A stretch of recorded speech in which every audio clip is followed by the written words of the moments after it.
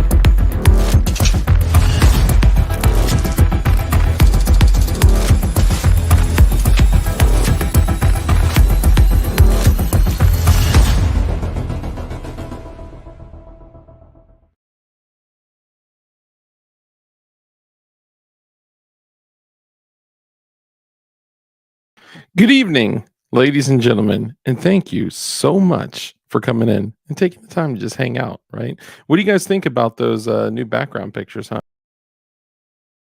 He looks so happy hanging up that brand new Oh man. But of course, I got some other things that I put together here. Like for an example, y'all know what I'm about, right? And you've gotten to know DLD. Shout out to my guy that made that Pepe. Y'all know our favorite sport brand, the only sport brand. But let's go ahead and get it started. So, oh, hold on. I missed somebody said, hold on, my bad. Dark's like button, 10 out of 10 would smash. Appreciate that, man. Thank you. Maybe we should get everyone on board. I don't think I've ever got, no, on few occasions have I ever gotten more than 100 likes on a stream. Now, that's likely due to me and my content. So I'll take full responsibility for that. But let's go ahead and get started. So, first off, I'd like to welcome Dang Old Matt, who was first in chat tonight. So for everyone in here that's new, what we do is we literally go through and greet everyone first, and your name will be brought up on screen. Yes, it will. Can you believe it? I know someone finally noticed you. Make sure you let your parents know how proud they will be of you. Oh my goodness. Dangle Matt was first this evening, and Matt, congratulations for being first. You're also a channel member, and I appreciate you. So high five, sport. Psh. Put up your hand. Matt, put up your hand. Thank you. Psh. Appreciate you. Dangle Matt is also a channel member, so let's go ahead and greet all of our channel members. Kurt 24, what's up, brother? Also a channel member. We got Shauna in the building, also a channel member. Come out in PLA, my guy. What's up, brother? Channel member. We got Z. What's up, Z? Z? Also a channel member. Let's see. Come on, PLA, Shauna, Kurt, James Kawasaki. What's up, fam? Also a channel member. We got Blue Curtain Burner up in here. Channel member. We got Live Life, always screaming out different states. I don't know. You may not even be a real human. I'm not sure. You just move around a lot. That's cool too. But nevertheless, we appreciate having you here for sure. Let's see. Live Life, Shauna. Hey, Agorizer, what's up, fam? Great to see you. Dark. Yo, Roofa is sleeping on the job. I know. Can you believe it? Sleepy roofers, man. Sleepy roofers. Marconi, great to see you, man. Appreciate you coming in and hanging out as well. We got Anthony Smith. And Anthony Smith, I owe you the patch.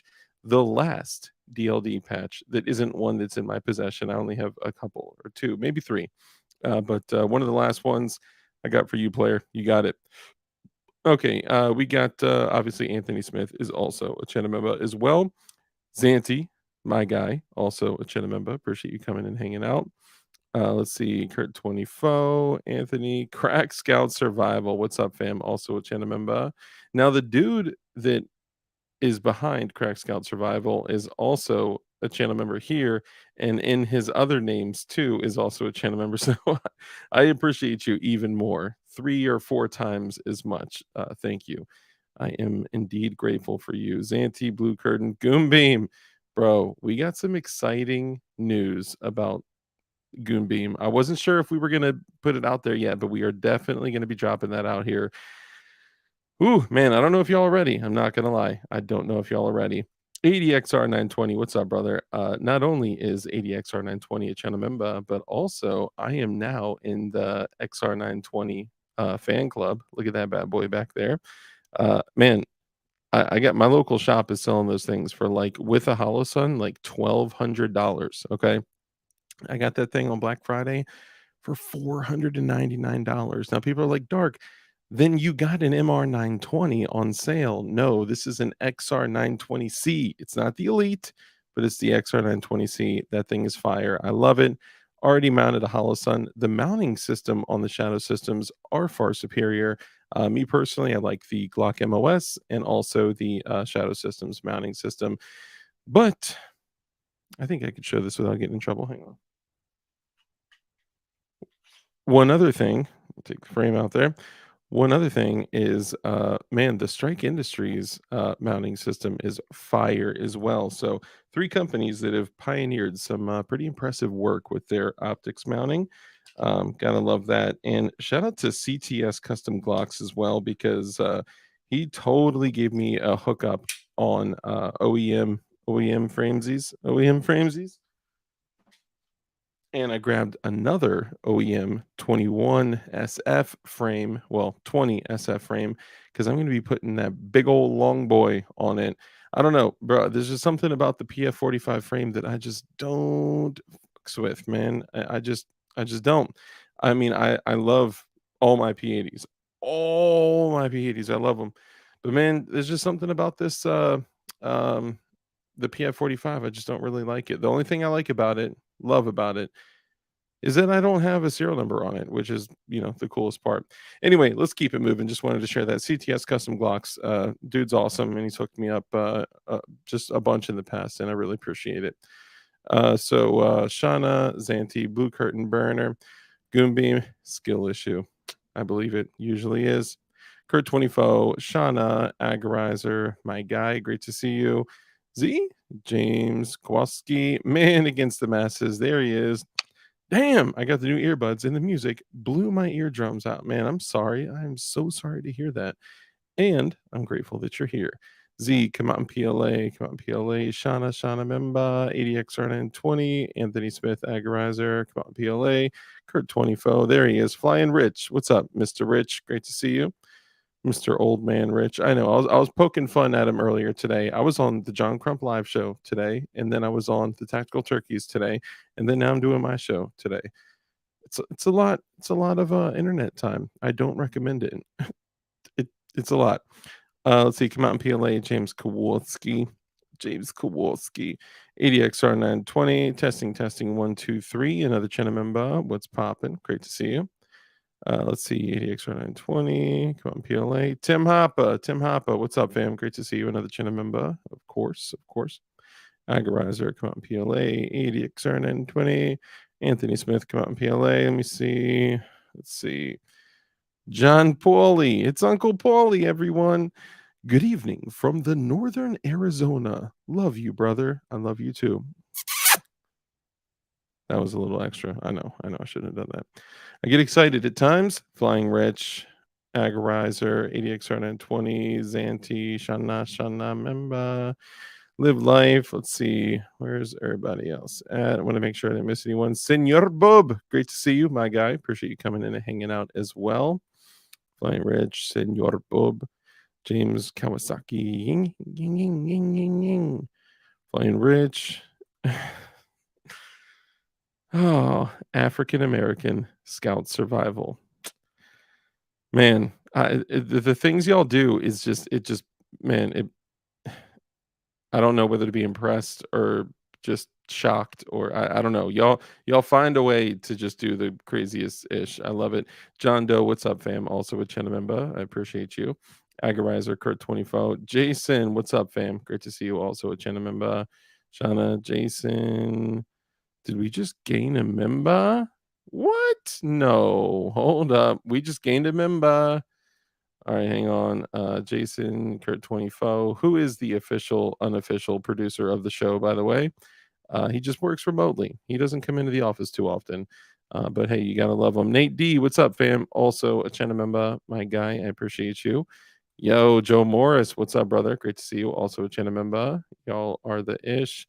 Flying Rich, Nate D, all you guys, John Doe, Joe Morris, boom, boom, boom, boom, boom, boom, boom. Nate D. Hey,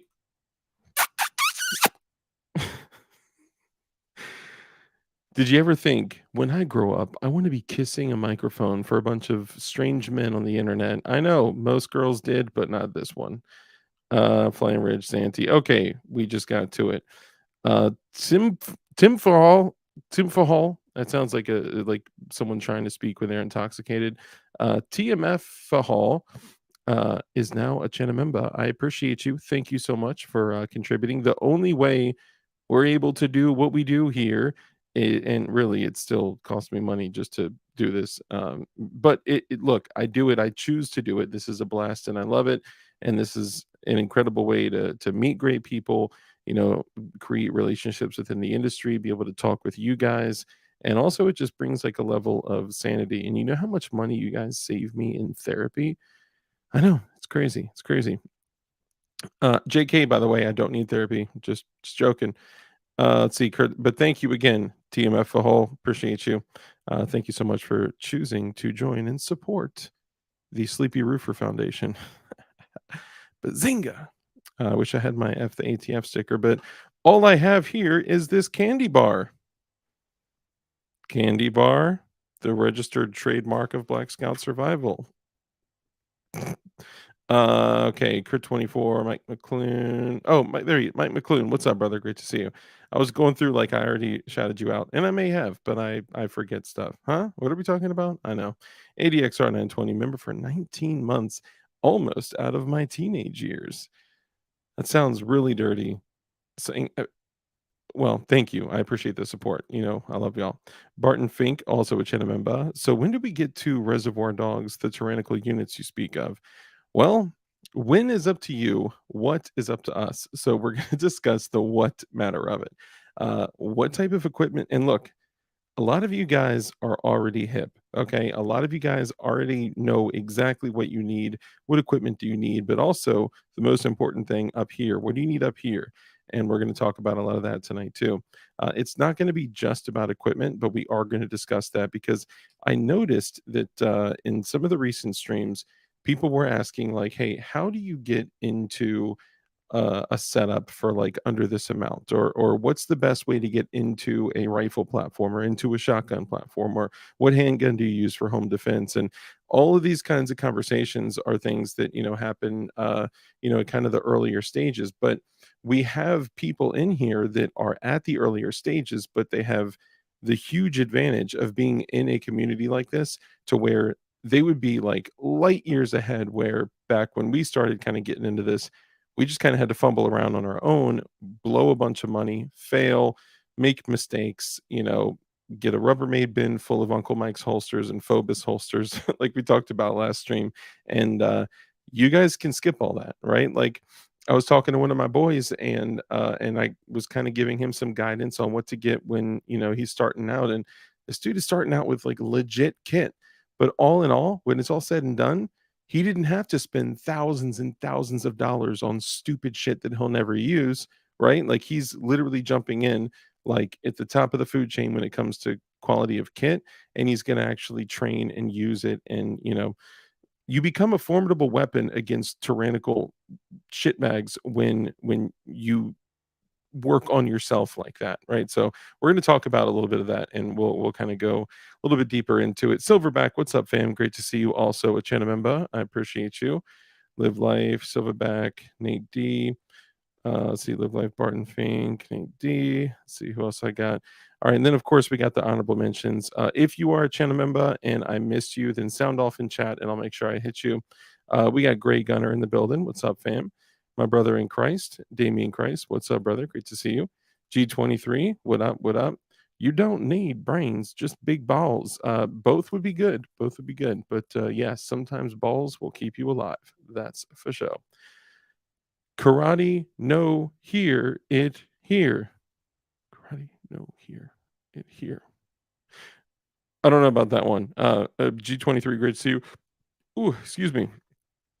Let's see. G23, bend over, my guy. Great to see you. You've been around since the beginning. Let's see. Red Dawn Ready. Red Dawn Ready. Great to see you. Big Fish, little boat, little boat. He is my official Geisley consultant. Appreciate you. Let's see, Damien Christ. We got I Want to Ride. What's up, fam? Great to see you. Also a China member. Let's see. I Want to Ride. I always like, for some reason, every time I see I Want to Ride, I always want to say your name in like the way that the beginning of the Keenan and Kel like theme song goes. Oh, here it goes. I know. Y'all remember that, right? Did I just do that on camera? I know. Okay, G23. Sorry, y'all know I'm crazy. I just watched the replay of what I just did on camera because I have my chat right here. So, yeah. Warsaw, what's up, bro? Great to see you. SI is awesome. SI as in, oh, Strike Industries. Yes. Strike Industries is incredible. They did actually send me a pistol slide. Like, they sent it to me, and they also sent me the upper parts kit, and they sent me some other stuff for this 43X. And then never talked to me again. So now I guess they hate me. I know. Safety Harbor Firearms, what's up, bro? Just kidding. Strike Industries does not hate me. They had a little bit of a change up in that sales department. So that's why we haven't been speaking. Goya Bean, what's up, brother? Great to see you. Appreciate you coming in and hanging out with us as well. Fire Rodder, my guy. Great to see you. Let's see. John Puoli. Let's see. Warsaw, Fire Rodder, Lightning Scott. That kind of reminds me of like Lightning McQueen, right? Let's see who else we got up in here. I may have missed some people. My bad. I do everything I can. All right, Marconi. Que pedo, mi amigo. Gracias por tu tiempo. Okay, Gerchop. Everyone, please take a moment and wish Gerchop well. We love you, Gerchie. We love you. Detective Young King Bao. All that was better than Keenan and Kel. Detective John Kimball. I absolutely 100% agree with you. That dude, what was his name? Josh with the apple. He would come out with an apple every time. I mean, it was great. It was great. And it was way better writing It's just good. It was great. Great to see you, Gerd Shop. Kurt, brother Kurt, thank you, man. So I do have, for you guys that don't know, I do have a website. It's called DLD Hardware, and for people that are into building things like that, um, I have jigs and other tools and things like that available. That it helps support the channel, and then the channel helps support, that they have a relationship that is like a reciprocating relationship, right? So if you support the business, you support the channel. If you support the channel, you support the business, and vice versa. So thank you to all you guys. Now I went to put the Shadow Systems lower parts kit for sale on my Jig store, the DLD hardware store, and Shopify tried to shut me down. They froze my store and all that. So I had to take the Shadow Systems lower parts kits, which are excellent Glock parts. I love building with them. And I had to put them for sale on eBay because they were trying to shut my store down. And then they said, by the way, DLD, this doesn't mean that everything else you're selling is okay. It may not be okay. So, and then I proceeded to upload all my merchandise with a bunch of, you know, um, Sleepy Roofers on them. I even got the Sleepy Roofer iPhone case here. This is for a 13 Pro Max, which is the phone that I have. So I don't know if eventually I'll probably give it away or something. So if somebody out there, you know what? If somebody has an iPhone 13 Pro Max in chat, type a one in chat, and I'll see if there's enough of y'all. Then maybe we'll do something together. Quid pro quo. Yes, people found out what that word meant 3 years ago, right? 3.5 years ago, whatever, 4 years ago. I don't know. Recently. Johnny Barr, what's up, brother? Great to see you. Appreciate you hanging out as well. By the way, did I mention that my fluid Rich, you almost got me. You almost got me. I ain't gonna read it. Let's see. Is 14 the same as 13? Probably. It might be. I'm not sure if the 14 Pro Max and the 13 Pro Max are compatible. Now, if I remember correctly, when I was ordering this, I believe it was a different selection, so it may be different enough to need a different case. Okay, so Shooting Gallery New England has a 13 Pro Max. Anthony Smith has a 13 Pro Max. So far, we have two people that could use this phone case. I just ordered it because I just wanted to see what it looked like, and I was like, "Man, if this is just like dog shit, then I'm not gonna put it out there." But it's actually decent for like a little $20 case or whatever it is. It's decent. I think it's cool. Plus, I mean, dog, think of how cool this would be if you're just chilling, you're out, you're at a restaurant or at the dog park or whatever, and you're like, "Hello, I can't hear you. I'm not getting good reception on my dead ATF agent." You know what I mean? So it's just something cool. That's so bad. I know. Okay, now before we jump into this, I do want to damn fancy phone people. iPhone Pro Max will not work. So do you mean the iPhone 13 and 14 Pro Max? iPhone 15 Pro Max. Yeah, so this is for a 13 Pro Max. I'm old school. By the way, I upgraded to an iPhone 13 Pro Max from an iPhone 8 Plus like a year ago. All right. So I am like so far behind the times. Dude, I'll 100% buy Dead AFT merch. Okay, so it's actually active right now on DLD hardware. But pause because there's an issue. So either either they're not hip, they're not cool with selling stuff with dead ATF agents on it. Or and now this is, let's be real, 63 people in here, 66 people in here. So it's likely that there's at least one ATF agent in here. Statistically, 6.6 ATF agents in here. However, we're doing this to memorialize the story of Waco and the Branch Davidians, right? Right. Yeah. So this is not to glorify dead AFT agents. Okay, that would be wrong. I would never do that. However, on DLD hardware, and this should I get? So we have a pillow over here. We have a backpack. I could grab the backpack, the pillow, the hoodie, and all that, but all that stuff is available on DLD hardware. However, they're like not cool with it, or something is messed up in the settings. And I was trying to work on this again today. Oh, I have the flag too. I could show you the flag. Hold on.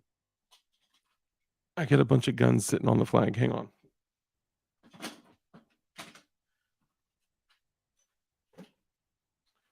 So we'll hit it in just a second to kind of describe it, but this is the backwards flag here. Boom, boom, boom. And this is the sleepy roofer. It's great for any man cave. Look at that. Look at that. I didn't want to do an upside down flag. Well, that's not true. I wanted to do an upside down flag. However, I felt that that was just a little more disrespectful to the country that I want it to be, even though the country is not anywhere close to what it should be. And I felt I could just slightly disrespect the country by doing a reversed flag instead of an upside down flag. So because the country is not where it should be, it's in a terrible direction. It's reversed, but it's not upside down. And if y'all want to rock upside down flags, rock them. I don't care. I don't care what you do. But that was just for me personally. So, something that's happened, I had like 6 orders come through the night that I introduced the merch, right? Now, those 6 orders have been sitting now for like 11 days, and I'm trying to find a way for the company that's doing it to fulfill them and ship them, because that's literally their only job. So the orders came through, but they haven't been fulfilled or shipped. So I went in and I tried to fix it. I can't mess with the settings. I may have to literally relaunch the store. But if I do that, if I can't fix this in the next like day or two, I'm gonna over this weekend literally kick everything back from to you guys, and then just resubmit the orders or something like that. But um, basically, the orders have to be pushed through by like the 10th of December to get the stuff by Christmas, because they're actually printing on demand. So just hang tight and we will get everything settled. So, guys, I would actually say hold off on purchasing any more merch. Why did the design of the flag change from the single image to the multiple roofer layout on the flag? So, the single image was way blurry and not good. I would still be down to do it if like if you want to give it a shot, or if you want, I can show you what like a render looks like, and then you can take a look at it and see if you're like down with it. But it was I mean, if you think of this image blown up like crazy, like it looks like stained glass almost, and it did not look good. So doing just one just was choppy. So I tried to do like 20 different versions of it, and none of them looked good. Alone, they only look good in patterned like patterned out. So I had to do it that way, and I figured, oh, what a great way to do like a fake me out American flag. But it may I'll reevaluate it. I'll try to do it again. Maybe do a cleaner image, but I'll do a screenshot and I'll send you a picture on like Discord or something. Excuse me, goodness, just so you can kind of see what I'm talking about. But all of you guys, all of y'all willing to support the channel, like this means a lot to me. Like you have no idea, for real. Um, James Kawasaki, thank you for the $2 super chat. Prepare for the worst and pray for the best. Absolutely, 100%. Duke, I feel like this is your handler telling you to step it up so they can trap some. You feel me? Yeah, I just am constantly calling for, you know, violence and action. I'm constantly telling you guys to go do terrible things so you can get caught up, right? I know, I know. Uh, let me see. Um, I want my cool ass T-Mobile phone with the full QWERTY keypad from the 10th grade. Um, Displaying the American flag in general shows the love of the country. The orientation shows our opinion of the state of it. Yeah, very good point. Doesn't upside down flag mean distress? No, I mean, there may have been instances where that's been used, but it's really a middle finger to the country. Um, It will get worse before it gets worse. 100%. Absolutely. Xanthi Misfit, DLD is my only paid subscription. Bro, thank you, Xanthi. That means a lot for real. Clearly, you must get so much value from being a member of this channel. I appreciate you, man. AR9 gentle recoil system loading. You know, I don't own a 9 millimeter AR. I just don't flux with it. I got a bunch of sub guns, MP5, Scorpion, even got a Keltec Sub 2000. I know some people may not like Keltecs, but and you know we're gonna get onto this in a moment. Okay, so let's look at it like this. Whether you are literally just getting started, or whether you are a pro that trains daily, or regardless of where you are, talking equipment and mindset and the things that you could do to prepare yourself to potentially fight any type of tyrannical force, any type of armed resistance, right? This could be so like I saw on Mr. Guns and Gear. Oh dang, hold up.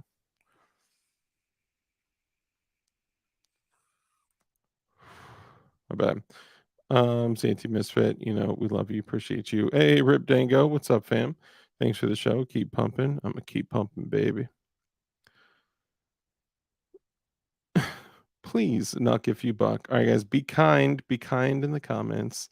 That I'm not gonna lie, that was probably the most kind thing I've ever seen Gerchop say, like trying to tell somebody to back off. But be nice to Ed Zachary too. Okay, lighten up, guys. Come on, be kind. That's literally the rule number one. Foldy pew. Remember. Yes, AR9 with Colt mags all day. I'll take those all day. Yes, they are greater than Glonk mags. Okay, I have a 10-inch AR9. That's an interesting thing. We'll talk about that in a moment too. Kurt24 gifted 5 DLD After Dark memberships. Let's see who got them. So Johnny Barr got a membership. Gutta Cheese got a membership. Senor Bendover got a membership. Drew got a membership. Hell yeah. And TMC. Look at that. Too many choices got a membership. That's what's up, man. That's awesome. Thank you for doing that, Kurt. I really appreciate you. For real. It's okay, Ed. We can all be a little tough here sometimes. Okay, we're a tough crowd, but just stick around. Okay, you guys will make up just fine. You know how many times that me, Kimball, and Gertchop have gotten into it and disagreed about things, but we stay because we love each other and the government. Okay. Okay, so getting back to it. So first, AR9. Okay, so I learned something in my travels. One was that. I have a few guns that are full 16-inch, 16 and a half inch, 9 millimeters, right?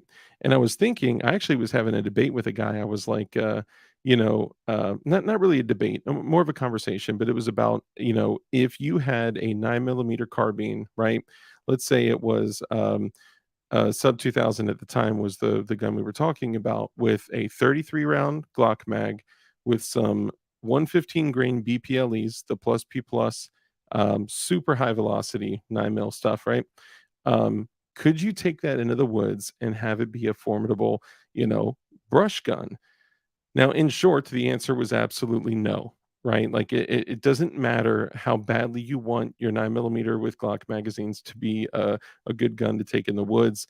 Um, if you came up, against a bear, it doesn't matter how many, 9 millimeter. It's essentially a bee sting to the bear. I was talking about a video that I saw where a bear was shot like 47 times and had an arrow right into the direction or the area of its lungs and lungs and heart and in the vitals. And they eventually tracked down the bear, and with I think it was something like 7 to 10, combination of 7 to 10 45 ACP and 10 millimeter rounds. Finally took it out. Now it was shot, I think, 47 times with 45 ACP, 40 cal, and 10 millimeter, and an arrow through what appeared to be its vitals. Okay, or a crossbow bolt, if you want to call it that. I guess it would be the bolt. So the Damn, why is it doing that? My bad. So they finally caught up with it, and they finally put it down. They shot it in a compromised area, and the bullets actually went through. My guess would be that the 10 millimeter rounds were not up to spec. They were probably like in the neighborhood of the 40 cal, kind of foot pounds of energy.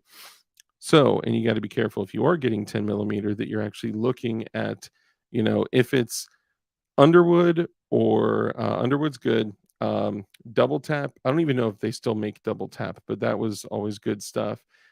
Corbon had some decent stuff too. And what else? Buffalo Bore. That they make some like solid 10 millimeter stuff. But if they were using underpowered ammo, then it's basically shooting a bear with a 40. But anyway, I'm going through all this to say they they cut they field dressed the bear. They cut all the skin and all that off of it. And they found that all of those rounds, except the final few that were fatal, all of those rounds and the bolt, whatever, the arrow, only went through like the first 8 inches of fat. Like, that is insanity. So, going up something against something like a bear with a 9 millimeter doesn't matter if you have 33 or 133.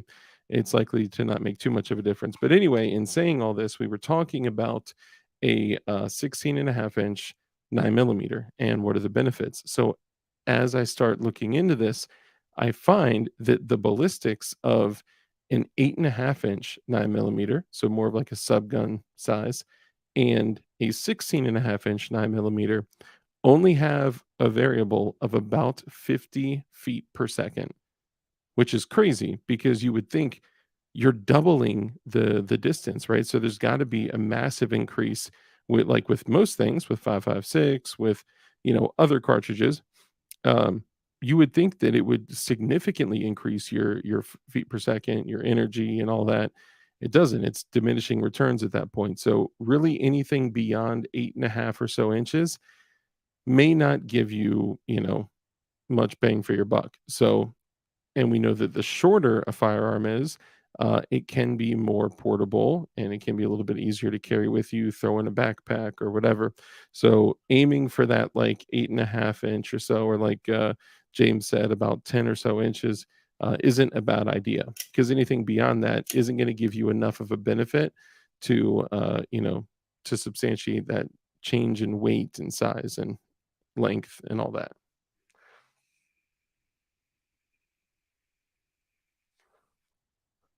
Sorry, from time to time I will need some nicotine, and I will take a quick break to do that.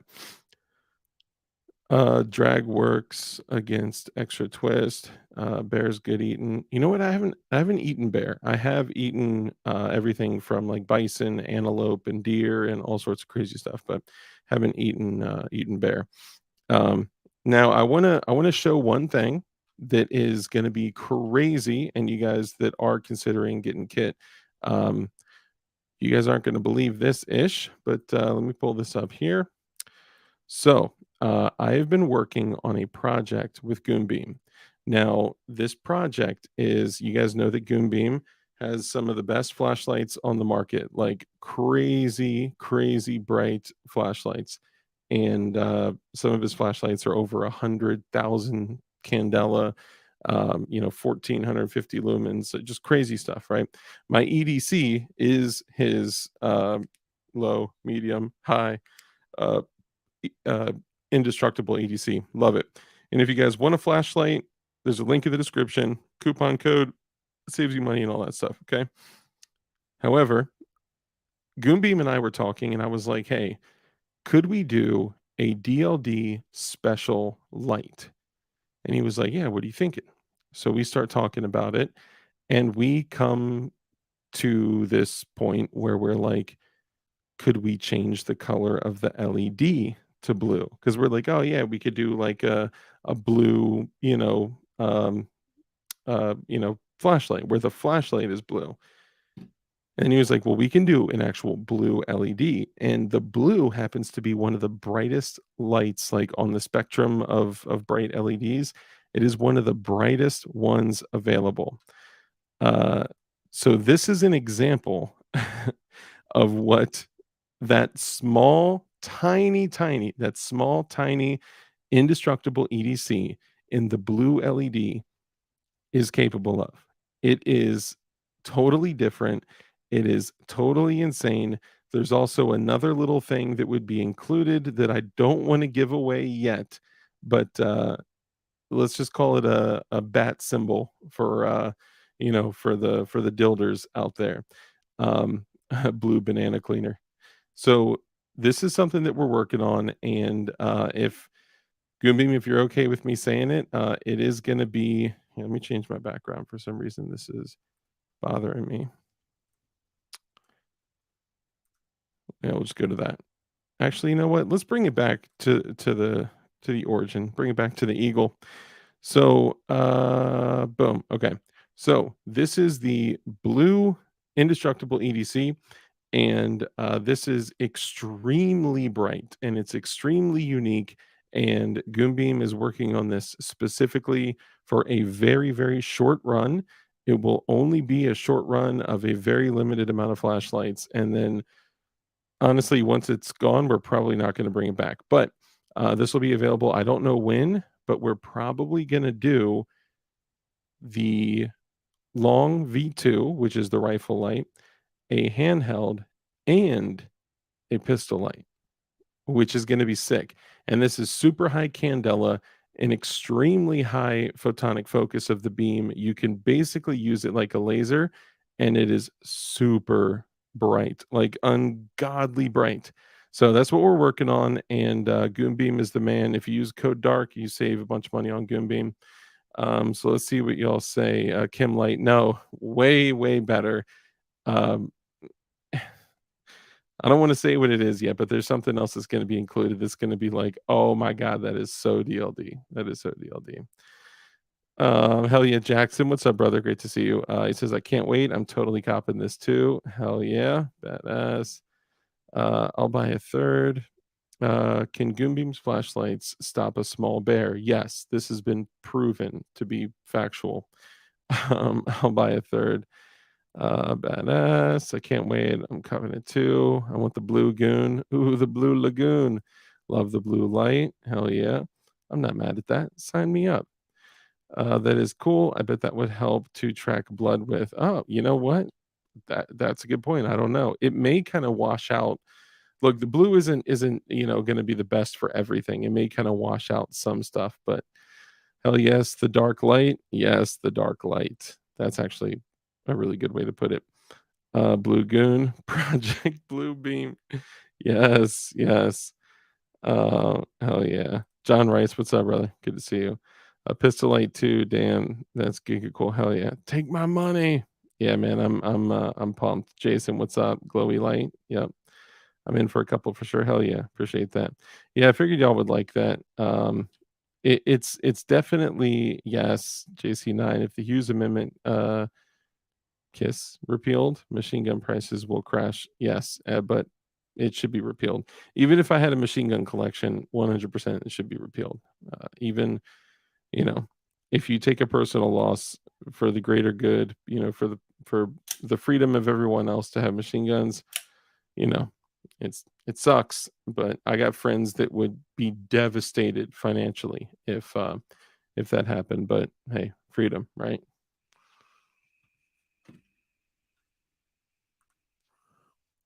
Hell yeah. Shooting gallery, blue light, and a pistol. I'm down. Sign me up. Nola Gun Guy, what up? Don't do shit until I get these property taxes paid. Oh man, that sucks.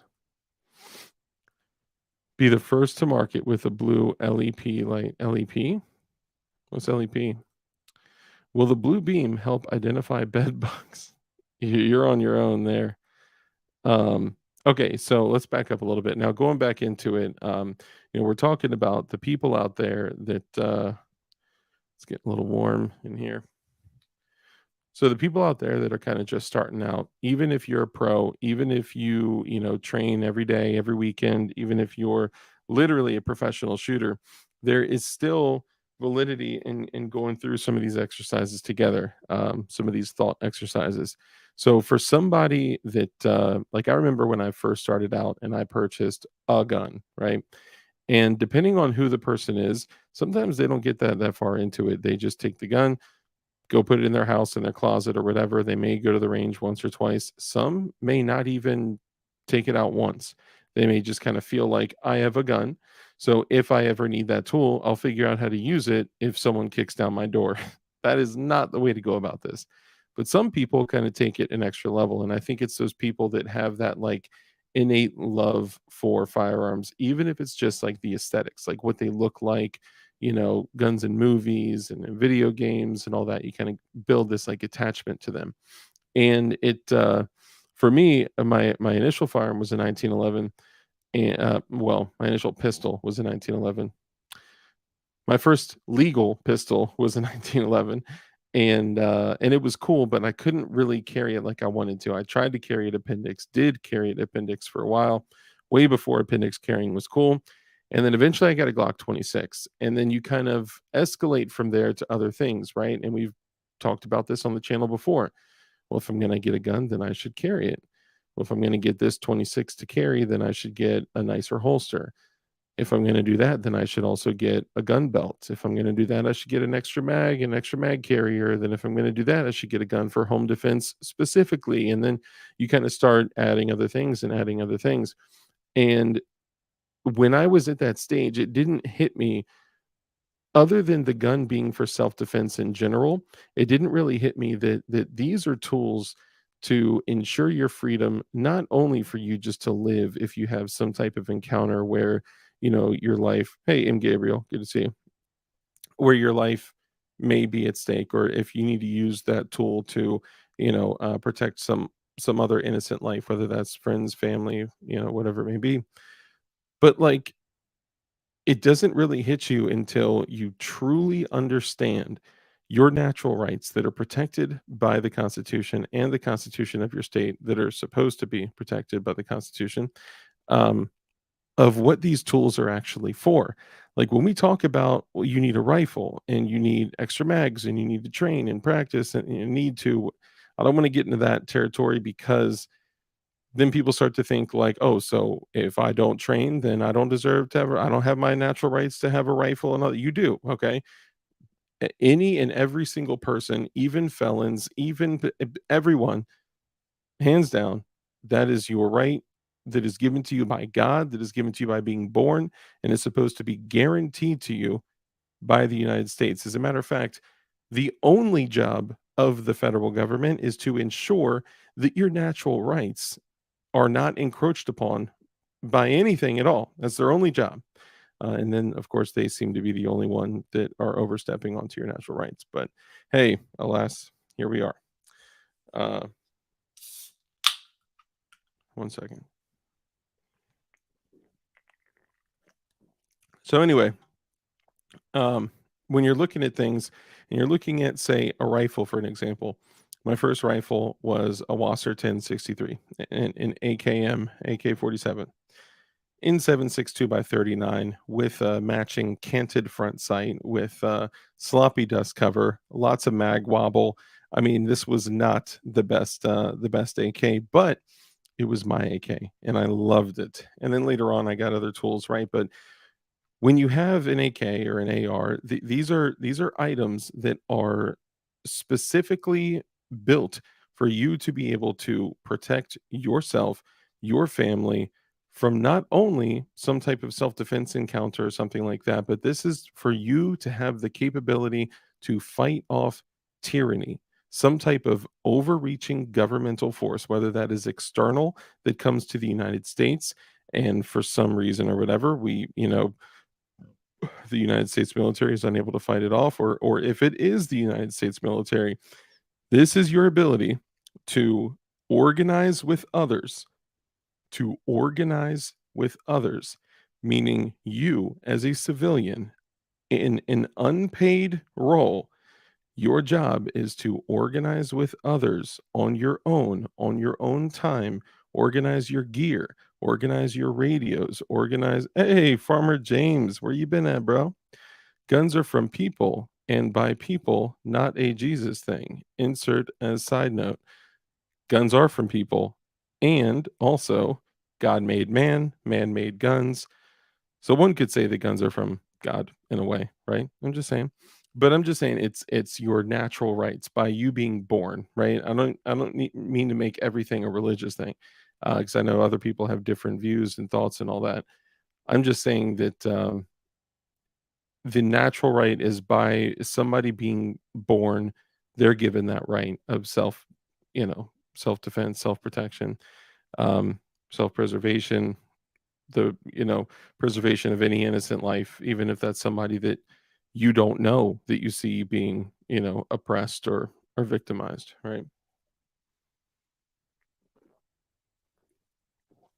Although if somebody else chooses to step into a different a situation where there's like an encounter where you may not know, that's a dangerous situation. But hey, Stephen Williford did it, turned out okay.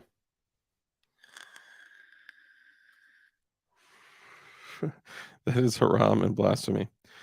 Um, I'm fluent in blasphemy. Okay, all right, sorry, let's get back to it. So, the purpose of these rifles is to literally prepare to fight a government if needed, okay? Now, in a realistic situation, you're thinking, "Well, when has this happened? Like, why would I ever need to prepare for, fighting against, the military or the government or law enforcement or anything like that? When has this ever happened before?" Please do your due diligence in going through history and see over the last 400 years how much this has happened. Now we are very young in this experiment, and I'll tell you right now, looking at the freedom at which the government and the elites like to overstep and encroach into our lives, I would say right now, if you have not prepared, is a better time than any to get started. So when you are getting started, I'm not going to say, well, you need to jump in. You need to buy a $2,500 rifle, like with a $1,500 optic, and you can, right? But when people don't have that love and fascination for these things yet, they're not going to jump into it and buy the Lamborghini right away, and that's okay. So we're going to talk about some options. Like when I was on John Crump's show this evening, we were talking with Coda Boy 32, and we were talking about how it doesn't need to be a rifle, for an example. Let me back up a little bit before I go there. You need a rifle. You need a long gun. Okay. We'll get into other things too, other alternatives, but I would say hands down, you need a long gun. Now, when getting into long guns, like when I was talking with Coda Boy 32, John Crump, Flying Rich, we were talking about it doesn't have to be this Gucci, 2000, $3,000 rifle. Doesn't have to be a $6,000, Knight's armament. This could be a sub $400 PSA, sub $500 PSA, or a build you throw together, and we'll kind of walk through that. But even before we go there, I want you guys to consider that there are a lot of dudes that went out and bought that Glock, right? Let's say they bought a Glock 26. They bought a Glock 17, a Glock 19, something like that. And that's their nightstand gun. That's their house gun. That's their vehicle gun, or maybe it's a gun they use as their EDC and their nightstand gun, right? And a lot of people try to fill multiple roles with firearms. So there have been reports of, like, in some instances where there was and I watched this on a Mr. Guns and Gear video because I like to cite my sources if I take information from other YouTubers. Just saying. Um, there was a report, and I don't recall exactly where this was, but it was a border town where dudes were going door to door armed with AKs, and they were shooting people and all this. I got to look into this, but I'm just using this as an example because this is something that he had mentioned, which was valid. If you're in your home and you have your handgun, your Glock 17 or 19 or whatever it is, if you're all of a sudden like boom up against, 4, 5, 6, 10 men with long guns, you are at a significant disadvantage, and that would be a terrible situation. And the best way to even that playing field or kind of have an equalizer in that situation is a long gun. And the more distance you can create from the bad guys, a long gun is going to give you, it's going to keep you safer. A long gun is going to give you way more advantages. And in a conversation I recently had with Flying Rich and some others, it was, if you had to, uh, Mosin's still dropping by. Oh, absolutely. Mosins are great. You just have some restrictions there too, similar to the concept of shotguns. Shotguns are excellent firearms. Excellent firearms. The capabilities of shotguns, especially with like federal flight control, 12 gauge, the double aught buck flight control, it's brutal, right? Clint Smith said it best. He said, pistols put holes in people, rifles put holes through people, shotguns will forcibly remove a chunk of shit from your opponent until it has to be cleaned up off the floor with a shovel. And that is absolutely hand to God truth. If you've ever seen anyone shot with a shotgun, it's brutal. So shotguns are excellent. Shotguns are great, and shotguns have serious, excuse me, geez Louise, have some serious disadvantages. So if you have a shotgun, let's say you have a shotgun that's 7+1, 8+1, something like that, right? I'm so sorry, I cannot stop burping. Jiminy crickets. Prepper Book Club, what's up, brother? Great to see you. Grand Life AJ, what up? IWI, Andrew Court, Bravo 15, Smith & Wesson, etc. Even better than budget is quality upper on sale. Absolutely. Piecing things together, one piece at a time to put something together is an excellent way to build a quality rifle at a heavily, reduced price. Wired Tight, what's up, brother? Damn, shot scatter scars. No disadvantage with a Vepr 12. Well, so there is and there isn't. So hear me out. Don't fight a fight not worth fighting is all I want to say. Absolutely. So, and this is an important thing. Like, I'm not trying to draw up a fantasy here where like fighting is cool and getting in a shootout is cool. It, getting into any type of physical, like a kinetic exchange, is the absolute worst possible thing you could be involved in your life, and nobody wants that.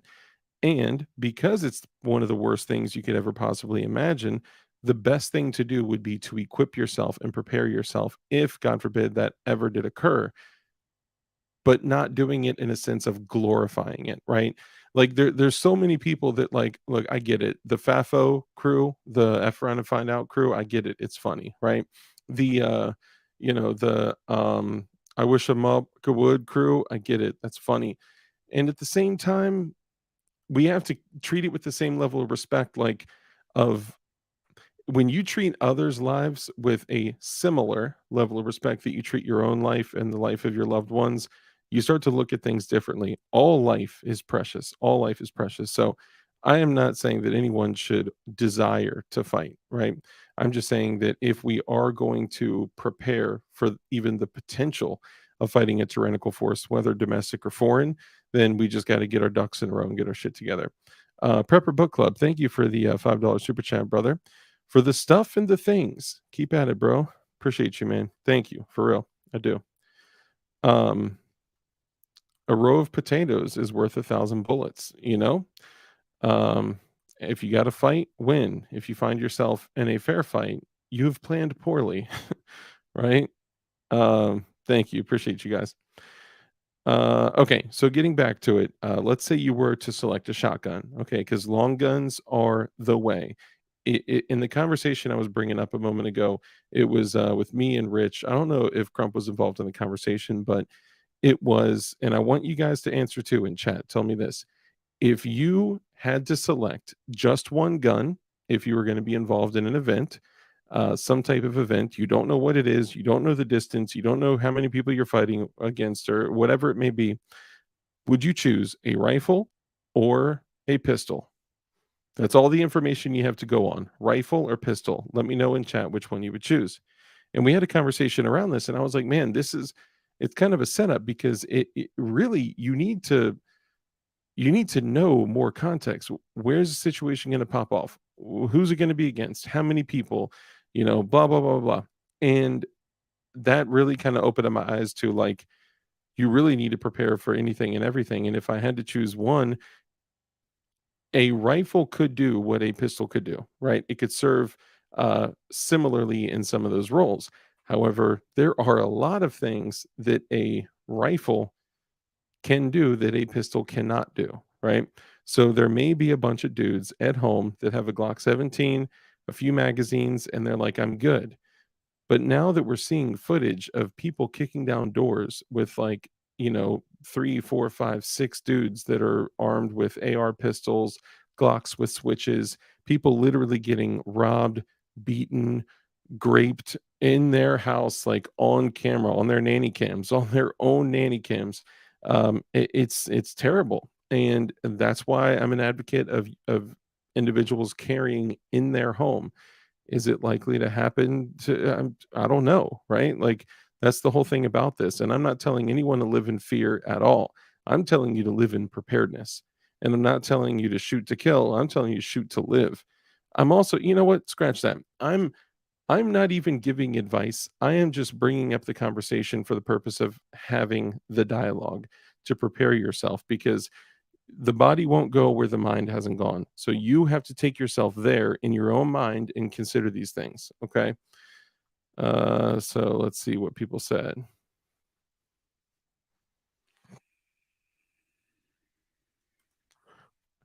What do you think about the Beretta 1301 DLD?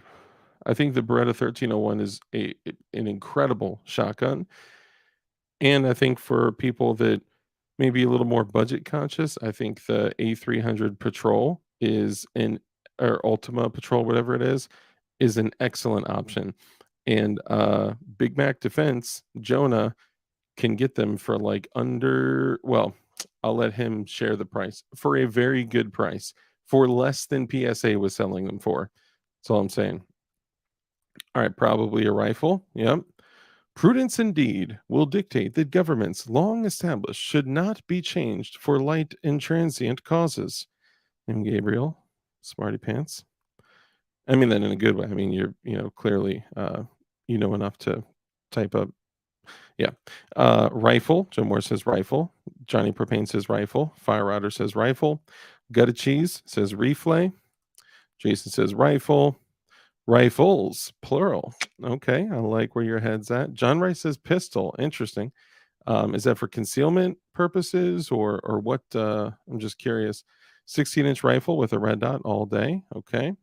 Rifle and knifle. Nice. Reflay. All right, we got a bunch of reflays in here. AR pistol and 300 blackout. Okay, interesting. What if you had to PWEDC it? There was another case recently of PWEDC, and this dude was literally, and a few people sent it to me actually. This dude was prison wallet carrying a bodyguard 380. But it's so funny because people were like posting pictures of like the like mid-size Ruger LC9S or whatever it is, and they're like, it's the size of this gun. I'm like, no, it's way smaller than that. Always reflay. Absolutely. You ain't fitting a rifle up your beehole unless you're flying rich. This is true. This is confirmed. You can't carry a rifle everywhere. So, okay, so 100% a pistol is paramount in this, right? I'm saying if you had to choose one, in my opinion, a rifle can do what a pistol can do, but it can go well beyond what a pistol can do. And of course, a pistol, being able to literally just put it in your waistband and have it right here like that, like that's concealment is one of the most important pieces there, because it gives you the you know having the ability to surprise an attacker, having the capability of squeezing what, like 41 rounds nowadays you can have in a you know mid-size to full size 9mm. Like it's crazy. Capacity is crazy.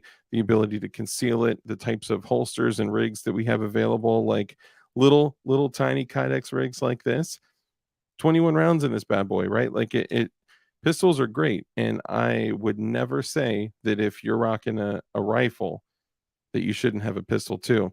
But it just brought some things to my attention. If you had to choose one, a pistol can fill some of the roles. A rifle can fill some of the roles that a pistol can do, but there are a lot of things that a pistol can't do that a rifle can. That's all I was saying. Um, but these dudes out there that maybe just have a pistol for home defense, self defense, EDC, if they do carry, if they were to find themselves in a situation like we mentioned before, all these videos coming out of, 3, 4, 5, 6, 10 dudes with, Glocks with switches, with AR pistols, with full size ARs. I don't know why so many times they remove the stock. Like, that's a benefit to have a stock. Like, don't just pull it off the buffer tube. Like, it's probably a good idea to keep that on. But anyway, if you had, let's say, a Glock 19X, 20 rounds in that bad boy, or even 34 rounds, right? 33 plus one. Um, if you were going up against 4, 5, 6 dudes with long guns, that would be a bad, bad day. So a rifle would be important for that guy that's at home that just has their Glock or whatever it is. And it doesn't have to be a Glock. It could be any type of, it could be a SIG. It could be, I wouldn't get a SIG 320, right? But it could be a SIG, get like a 226 or something like that. Okay. 220s do work, M17s and 18s, they work. They just happen to also work when they're not supposed to. I'm just poking fun at SIG. Okay. I got some SIGs too. I actually do have a 320, but, if you're looking for a rifle right now, financially, like the economy is in such shit right now that it is just a terrible time to purchase anything.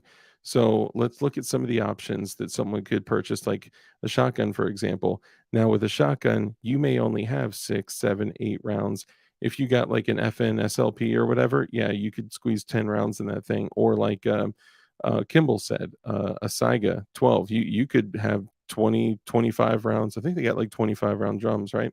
So you can equip yourselves with as many rounds as possible, but traditionally, when we're looking at shotguns, both semi and manual pump, usually, even though the round is very like highly effective, usually your capacity is diminished quite a bit. And it can be tricky to learn how to stack yourself up with ammo. So if you do have to go out and fight tyranny or fight an invading force or fight a band of 7 dudes with long guns, a shotgun could be a great option, but you have to kind of meet that challenge of ammunition capacity and reloading, getting that down by doing it thousands and thousands and thousands of times. Because if you do have to reload that shotgun in the course of an actual firefight, it's easy to fumble that shit around and make some serious mistakes. So with a shotgun, even though you have excellent, excellent performance on most buckshot, slugs, um, capacity is a difficult thing because a shotgun shouldn't be your only gun. Let me just say this before we get into like the which ones and how much and all that. Um, but if you're going to get a gun and you're going to get a cheaper one, like a Mossberg, the Maverick Model 88 is an excellent shotgun, great shotgun to grab and start out with. Okay, you're looking at like a two and a quarter. Sometimes they can be had for under $200, but you're looking at like a two, let's say $200 to $250 shotgun because pricing is going up on some stuff. Um, if you're going to take that route, you really need to consider options for stowing extra ammo on yourself because the dude that's getting the shotgun isn't necessarily going to be the dude that's already got a bunch of kit that trains all the time that can just, oh, I could throw my shotgun cards in my AR-15 slots. The dude likely doesn't have AR-15 magazine slots to throw his shotgun cards in, right? So what I would consider is, let's say you're going to go with like a $200 or so Mossberg Maverick Model 88. Those things run like shit. They run incredibly. Like they will always run. And no matter how many times I beat the dog shit out of I had 2 Mossberg Maverick Model 88s in my day. And they just always ran. But I think the one I had was 6 plus 1, so it was 7 rounds. The 20-inch model, I believe, is 7 plus 1, so that gives you 8 rounds. And practicing with it, practicing breech loading, because with shotguns, one of the issues is that you run dry really quickly. So if you were to be going up against, like, 5, 6, 8 dudes, right? And you break off that first shot, boom, boom, rack, boom, and you clean out, like you empty out your gun like that super quickly to keep your gun running because it takes longer to load your tube. Breech loading is something that you can do whether you have a bandolier like on a belt, crossbody, a shell holder, like an old school pocket shell holder. What you do is as you're firing it and you rack the pump back, you grab a round, reach under, drop it in, close it, boom, open it up, reach back, drop it in, boom, and you literally single shot load from the breech to be able to continue sending rounds downrange, to be able to continue keeping heads down, to keep them from advancing to you. But because your gun is dry, right? You got to top it off and just keep, lead flying down range to keep them as far away as possible. So there are other ways, if you continue to work and get highly skilled at reloading your shotgun, there are ways to load 2 at a time. I've seen people load 4 at a time. I personally cannot effectively do that repeatedly enough or consistently enough. So I'm literally throwing one in, closing the breech, and then I'm gonna keep covering while I load in the tube 1 at a time. So you can do there are Bianchi speed strips, which are similar to the speed strips you use to load a 38, 357 Magnum, 44 Magnum, right? But those don't load into the gun like they do. They're basically a way for you to transport ammunition. There's a bandolier, like those nylon stretchy bandoliers. Those are great. But the most effective thing, in my opinion, for shotguns is the Velcro side saddle with shotgun cards. The S-Tac ones are like 15 bucks. They give you the Velcro that you can literally install on the receiver, and then the shotgun cards are included in there. So for each one for 15 bucks, for 45 bucks, you could have 3 full reloads of your shotgun. So if you're starting out with a more affordable shotgun, a more affordable option, you really need to have another just as you would buy magazines if you had a rifle, you really need to have some type of system for reloading your gun, especially if that is your home defense rifle, your you know good guy doing bad guy stuff rifle, good guy taking out bad guy rifle, right? Does that make sense? Now, the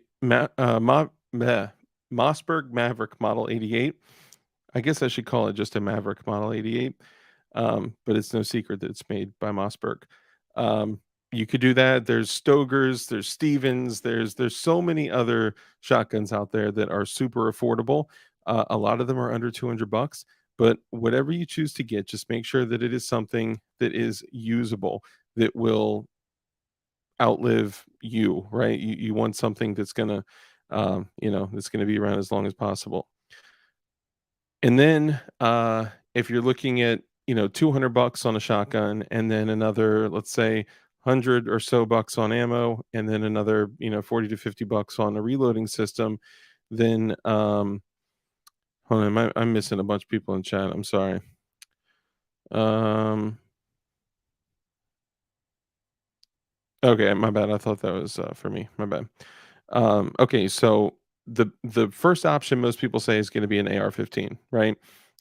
If you are going to go the route of an AR-15 and money is just absolutely like getting a higher end rifle, spending 1, 2, or $3,000 on a rifle is just not an option, then the beautiful thing is that there are companies like PSA where you can, or there's private transactions in most states where you can grab an AR for very, very affordable rates. So like um, that rifle I just put together, that was the frag out engraved upper and lower, which I have some pictures of that here. Actually, the only pictures that I have are old ones, but Just to give an idea here. Hang on.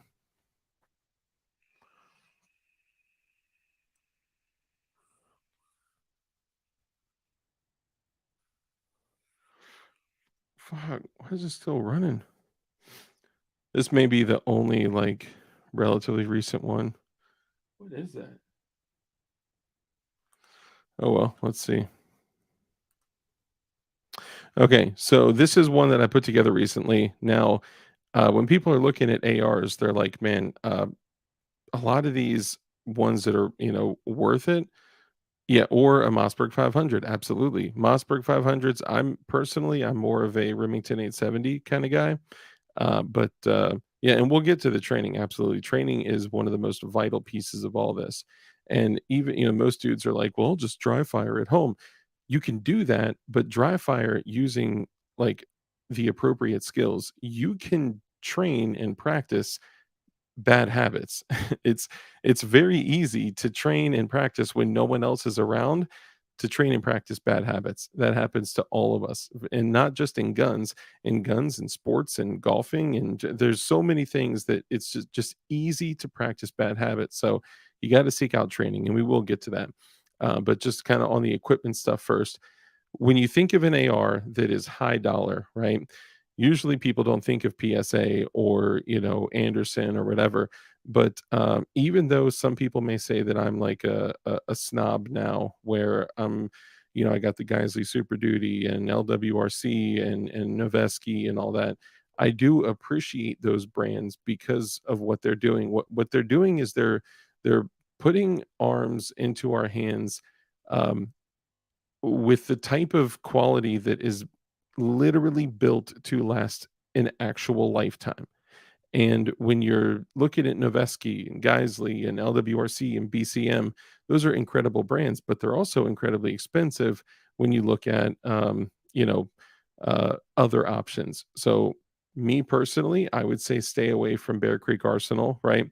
The lowest I would go would be PSA. So here's why. Um, Anderson's a decent option too if you're looking at the upper and lower, but hear me out for a second. So you could take like this for an example. This was a relatively inexpensive build. This was an Anderson. Now take away the fact that it is a frag out designs upper and lower. Shout out to Frag Out, by the way. His store's open. Give him some love because my man does some incredible work. But this rifle right here is an Anderson upper and an Anderson lower, quite possibly some of the cheapest uppers and lowers in existence. Okay.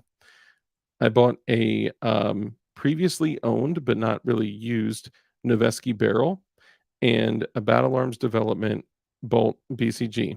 Okay. If you take something like this and you put together any kind of upper and lower, provided that they're, relatively in spec and they're, decent, excuse me, and there's, decent mating between the upper and lower. The bolt and the barrel, the bolt and BCG and barrel are really the most important things in the build. Now, of course, you can go higher quality on the gas tube, you can go higher quality on other parts as well, but you could take a PSA lower, which are usually like 50 bucks, and a PSA upper, which is like 50 bucks, and just assemble the rest and maybe assemble it with a friend or whatever if you know somebody else that's doing it, doing decent work. But even if you're unable to, you can go to PSA, you can buy a PSA complete upper and then purchase a lower, whether you put it together yourself or you buy it, whatever you choose to do. You can for 400 bucks or less put together a PSA, maybe 4 or 500 bucks, it depends, because they do have some pretty crazy sales. You can put together an AR that is good, decent, that works, that runs. But it's on you to take the gun, to take the ammo, to get some magazines, to get a sling, right? Because your sling as a rifle, your sling is your holster. That is your way to affix the gun to your body, to keep it as close to you as possible and keep it out of the hands of shitheads, right? BSA should be tested before trusted. Absolutely. So the only reason I say I wouldn't personally recommend BCA is because I think the level of what would be the best way to phrase it? The amount of experience somebody would need to be able to, you know, like look through BCA items to see if they're worthy would be, I think, too much of an experience for like a novice to go through. Like they may not know what to look for. You know what I mean? But all Bear Creek stuff is not bad at all. PSA is a great first rifle, Drew. I totally, absolutely agree. I people, I guess, because of recently of the whole Geisley thing, and my other rifle is like an LWRC BCM Colt kind of mashup. I guess, and the other one's like Noveski and stuff. I guess people may have drawn some conclusions that I'm like a Gucci brand whore or whatever, but it's not like that at all. I have more PSA guns than I have like lower quality or higher quality guns, right? Like the most important thing is, does the gun run? Does it work? Does it put ammunition where I aim it, you know, at, and it depends on what you do. If you do like a 5200 sighting in, or whatever you choose to do. Hey, Clint Eastwood, good to see you, man. Um, thoughts on MDX? MDX? What's MDX? I don't think I know what you're talking about.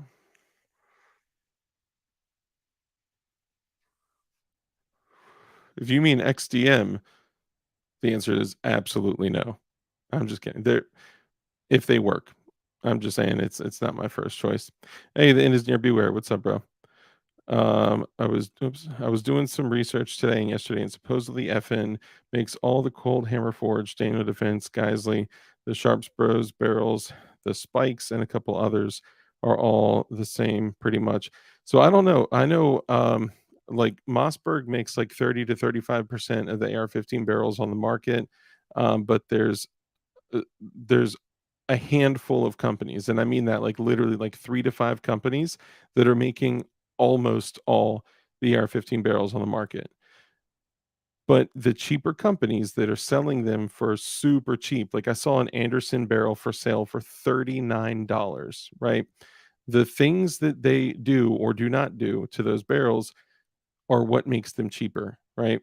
So whether they're cold hammer forged or whatever they are, um, there's going to be some changes in the manufacturing process, like less QC, right? Or there, it depends, right? There's a reason they're pulling something out. Here's an example. So remember when we were talking about ammunition, and we were saying that like somebody like Fiocchi that had really high quality, expensive ammunition, and then all of a sudden came out with this range dynamics stuff, and it was way more affordable, and people are buying it like crazy because it's affordable and it's coming from a reputable name brand that we all know and trust for pretty decent high dollar ammunition. Well, the reason that they're able to sell that ammo for less is because they cut down their cost to manufacture it.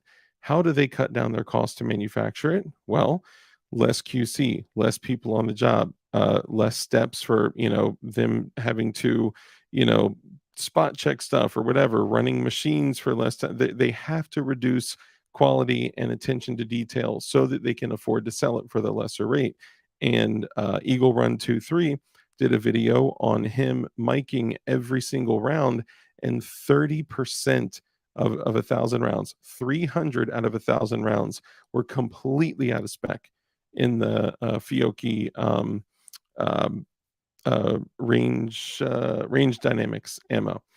I'm looking over there because I have 1,000 rounds of it sitting over there. So you know, there's a reason that they're cheaper. Usually it's them cutting back on shit on the manufacturing process. Now, does that mean it's bad? Absolutely not. It just means it's different. So maybe some barrels may not last as long. Maybe some barrels just have different coatings. Maybe some are salt bath nitride, some are melanite, some are chrome, cold hammer forged chrome line barrel. Like they're all going to be different. So you just have to make a decision when you're purchasing them on, you know, what exactly they're going to be used for. And if you're looking for, you know, a precision sub MOA barrel, then definitely getting a chrome lined cold hammer forged barrel is not going to be where it's at. That's going to be more for like a duty use. And I hate saying duty use because then it makes it sound like it's like Fed shit or like the police. But really, when I relate anything to duty or a work gun, I mean a work grade or duty grade. So it's something that is good enough for you to roll around with every day, daily use, beat it up, throw it in the car, throw it in the trunk, but be able to grab it, pull it out, rack it, and send rounds downrange as quickly as possible if you need to. Something that's going to outlive your abuse, essentially.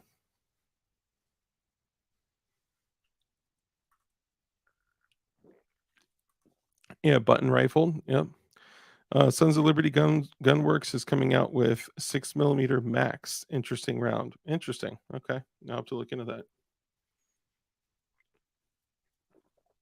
Okay, so getting back to it. Sorry, I'm like, ooh, my throat's getting sore. This is what happens when I run my mouth on three different shows. Super duty.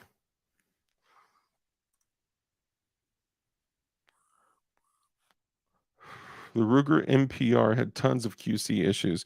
Yeah, I kind of feel like Ruger has that going for them. They've kind of done that to themselves. Okay, so getting back to it. So for an AR, I'm saying you can absolutely take something like an Anderson upper, an Anderson lower, and slap on a decent barrel, a decent BCG, excuse me, and have a good build. But you're not going to know if it's a good build unless you take the gun out, you zero it in, and bro, I will tell you this right now: if you've ever, taken your rifle shooting, taken your pistol shooting and you just not really felt super confident with it, let me tell you this: taking your rifle out and having it properly sighted in, okay, having an AR with an optic that is perfectly sighted in for a 5200 where you know your holds, you know exactly where every round is going to go, no question. You're confident, you know where you hold it at 50, you know where you hold it at 100, you know where to hold boom boom boom, right? You take your pistol with your red dot if you have a red dot on your pistol. Personally, I love iron sights, but I also have handguns with red dots too.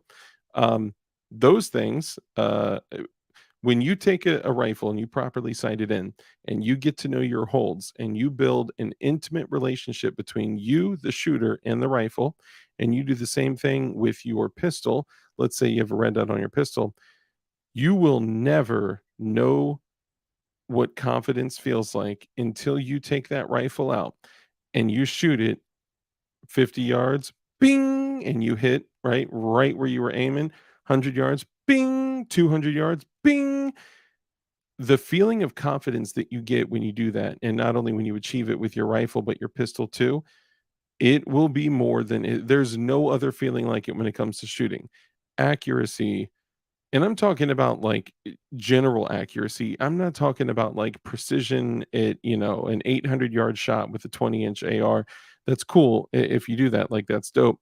I'm talking about like having a red dot on your 16-inch AR or your 14.5-inch AR, whatever it is, your 10.3-inch AR, and like for certain, if you're 10 feet away or, you know, 200 yards away, damn well every single time, bing, bing, you're getting a hit, right? You never want to have to question or worry or be unsure of where your round is going to go. So that's the most important thing is knowing where your bullets are going to go, right? So even if you need to lean on somebody else in your life, somebody that's a little bit better with guns or has more experience behind a gun, lean on them and get them to, hey, help me come sight this in, right? There are dudes that can sight shit in with 1 or 2 rounds, right? Personally, I need a little bit more. 10.3-inch gang, you and me both, brother. Um, hold on. Red Dawn Ready says, DLD After Dark, I call that feeling the Steph Curry flow. Best feeling ever since the days I walk in the gym and just couldn't miss no matter what the same feeling. Yeah, it's It's a powerful feeling. Um, Taco Syndicate, what's up, bro? Good to see you. 10-foot bottom ring, a Via Tech, or bottom of front signpost. Yeah, once you know your holds, when you know your holds, it is an extremely powerful thing of knowing that you know where that round is going to go always, no matter what, right? Um, I know the exact spot on my primary arms 1X Cyclops with the ACSS reticle. I know exactly every single time. I know exactly where my round's going to go, and that was the most confidence building shit ever. If you've ever gone out shooting and you're like, "Well, what the hell? Why did that go to the left or up to the right or whatever?" Just recite in your shit, you know? You should have a process of it's important that you do it.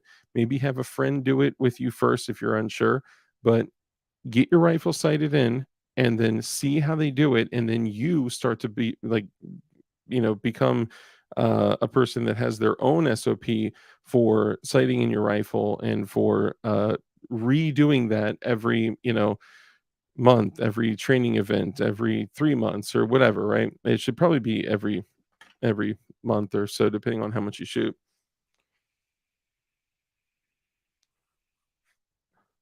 But anyway, so um, a rifle doesn't necessarily have to be crazy expensive. Like I was saying, um, that rifle that I showed you guys, this was, even though, like I said, even though it is a frag out upper and lower, it is also an Anderson upper and lower. The Let me move that here. So the upper and lower are both Anderson. The handguard is BCM, but I hit up Jonah and he would help any of you guys too. Big Mac Defense. I hit up Jonah and I was like, yo, can you get me a BCM rail? He said yes. He gave me a great deal on a BCM rail, cheaper than every other uh, you know, e-store out there. So he helped me with that. I bought a previously owned but unused, or very lightly used, gently used Noveski barrel, and the barrel, gas block, and gas tube, which are all Noveski, I got for like 239. Stupid low price for what that barrel is. And then the Battle Arms Development BCG and Bolt were like 145. And then everything else, I got the Gideon optics on there, which you guys know is like around 200 bucks. And the Holosun, Holosun, geez, magnifier was 199, right? Inexpensive. And yes, BCM is very high quality. If honestly, I would have no problem getting BCM bolts and BCGs for every single rifle that I have. They are an incredible bolt. My go-to gun that I talk to you guys about all the time, the 10.3-inch Colt barrel with the LWRC lower, with the BCM upper, stripped upper, with BCM bolt and BCG, is about to hit the 10,000 round crescent, and that thing has been running like a champ. And that is just a Frankenstein build that I put together with a bunch of random parts, right? Now, even if it's not an AR, it's okay if you don't get an AR. My recommendation for what we're talking about literally fighting against an oppressive force, an armed oppressive force, or an armed group of people. Okay. That could be, 5 to 10 bad guys with long guns, or it could be 10 rioters with handguns, or it could be an actual governmental force, whether foreign or domestic, that you are fighting against for life and liberty. Okay, it doesn't have to be an AR. Now, let me step aside and say, okay, Dark, should it be an AR? Yes. Should it be an AR all the time? In my opinion, yes, because here in the United States, magazine commonality, ammo commonality, everything that you need is going to be on the plate carrier of every single cadaver in the streets and most civilians as well. Leo, Mill, and civilians, they're going to be out there, and those mags are going to be everywhere, similar to double stack 9mm Glock magazines, right? Well, Weasel, thanks, brother. Dang, member for 10 months, my guy. Ireland used antiquated guns to defeat the Reds. So I am absolutely not saying, and thank you, by the way, I'm not saying that, 20 people with Mosins cannot do just horrific things. They absolutely can, 100%. But remember that they usually use those antiquated weapons to then go retrieve modern weapons, right? Think of it like the Liberator pistol. The Liberator pistol was designed to shoot a Nazi in the face and then take their modern firearms. Red Dawn Ready says DLD After Dark. Serious question, very niche. What is the best non-suppressed muzzle device? Oh, shucks. I don't even know. I mean, there's so many out there. I don't personally feel like there's any real reason to tame the wild recoil of the 5.56 or, the it's like I see these dudes with like these crazy ported 9 millimeters and I'm like, bro, for real. Now, in some cases, so let's say for like a 9 millimeter, for an example, it does make it more flat shooting in some cases. It does add some benefits, but ported barrels also reduce velocity. So there's some give and take with that. For a rifle, though, I've not gotten enough information on that to really speak highly on it. I just I can't speak highly enough on it. Now, I would say there are probably thousands of videos where what was that channel name? There was a dude that actually did a video where he took a bunch of different muzzle brakes. He had a grid background and he did a high speed camera and he actually compared a whole bunch of them. I don't remember what the name of the channel was though. It sounds like Nothing Fancy would do or something like that, but I can't remember what it was. But there was like a grid background with like all 1 inch grids, and the dude did all sorts of different muzzle devices, slow-mo camera, and then showed every single shot how much it moved up or down or whatever. I can't remember what it is though, but there's got to be videos out there that showcase that. I just haven't done enough research on it to know, because for me to make it like stupid simple, I only use the muzzle devices that I can connect my suppressor to. You know what I mean?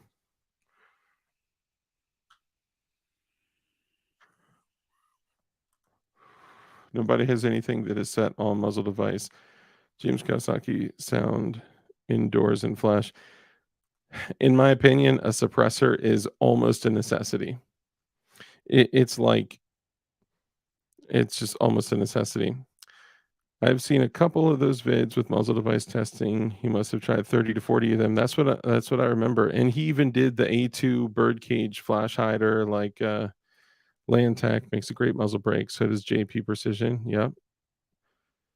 Um, flash hider comp. Flash hider for the money. Strike Industries Venom. Yes, that's a very good one. And it's like $50 or something. Or no, like $30. It's something that's relatively inexpensive. DLD, there will be a position for women in my homeless army as harvesters. They will comb the dormant killing fields for mags and loose rounds. Okay, so remember though. Okay, so and it is funny, like battlefield pickup jokes, but hear me out. So we've talked about this several times on the channel, and we would joke about like booby trapping battlefield pickups, like ammunition, guns, and things like that. However, in Ukraine, there was a video that I saw where a dude had picked up a 5.45 AK magazine, and it looked normal on the outside. Excuse me. It was, you could at least see 3 rounds, and it looked like a full magazine. And when he turned it upside down and took the floor plate off of the magazine, it had a battery in there, and it had a piece of metal that was on the follower and the spring with the battery and the connector right here. So if someone were to have removed 1 round from that magazine, it would go boop and it would complete the connection, and it was packed with high explosives. Probably something like Simtex or RDX or something like that. And that would have boom. I mean, you could take your thumb and just like shear 1 round off that thing, and it would have taken out at least one dude, pink mist, like straight up. Now, maybe a magazine isn't the best device for that, but it would at least f somebody up, if not totally taken them out. Now, the crazy thing is that let's say somebody just in a hurry, is in the middle of some type of event, and they grab a mag off of a cadaver on the street, rack it in, and then they put one in the chamber. Boom, Dunzo, right? So that is a real thing where people actually booby trap, and this is going back into wars over the last 100 years. They will literally leave goods there, and the United States did it too in Vietnam. Like there's still high explosive ammo that will pop up in like the Middle East that's just been cycled around the whole world 100 times. Um, but anyway, I just be aware, and you know what? It's a possibility that next time, now that people are getting the information out there, that and Ukraine, like I don't care about that. I'm just saying I don't care about the conflict. I'm just giving context for that story. Um, Maybe next time, because he put the video out there, next time you take the floor plate off and boom, right? Like who knows? They could booby trap it a thousand different ways. Um, you could literally take a piece of string, dental floss, fishing line, whatever, tie it around a magazine, and then uncrimp the pin on a grenade. And don't do that first, but tying the fishing line or whatever to the pin on the grenade, and then put it through the kit to the magazine, tie it around the magazine, and then just uncrimp the pin on a grenade to where you pull it out, bink, and it pulls the pin on a grenade, and they may not even realize it. And then in 3 to 7 seconds later, boom, they're donezo. So, it's definitely a reality that if this were like a all out like apocalyptic event and it was just like some people just want to watch the world burn kind of thing, absolutely shit could be booby trapped for sure. Mac v Sog, facts. They did some crazy stuff then. Um, that is a disadvantage of magazine commonality with your enemy. Yep, they can booby trap mags and get you to use them 100%. That's creative. It is creative. I think I shared the video on Twitter if you want to go see it. Uncle Sniffy forgot to charge the weaponry left in Afghanistan. Evidently, yes, he did. They all did. So here's what I was kind of getting to with that. Does it need to be an AR? It would be best if it's an AR because it gives you ammo commonality, magazine commonality, parts commonality. If something gets damaged or broken or destroyed, you can grab another upper, you can grab another BCG, which like a lot of these dudes with like piston ARs, that's one thing they give up, right? However, is an AR the only rifle? Absolutely not. I think like bingo right here, AK-47. AKs are excellent fighting rifles. There now there's some other things to keep in mind, right? Like of course, AKs are heavier. The magazines are heavier. The ammo is heavier. It's a little more laborious to run the rifle and charge the rifle.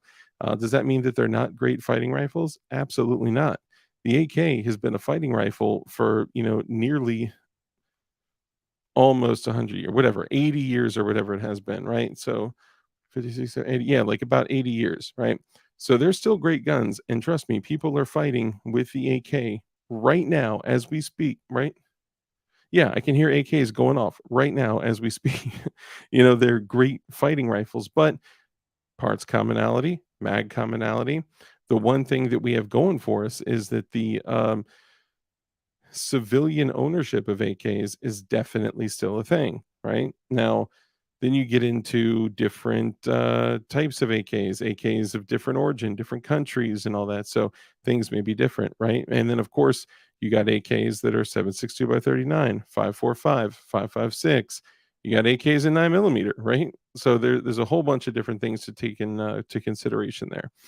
The FNFAL, excellent rifle, also heavier magazines, heavier ammunition, much less parts commonality. You just kind of have to take all of this into consideration when making your decision. The reason that ARs have become America's rifle is because of how heavily saturated the United States was already with these rifles. So it was just the natural, you know, best decision for most people to grab an AR because they are plentiful. just like it is for Glocks. Glocks are, one of the best-selling handguns in the world, but especially in the United States too. But we're on rifles now. That's all I'm saying.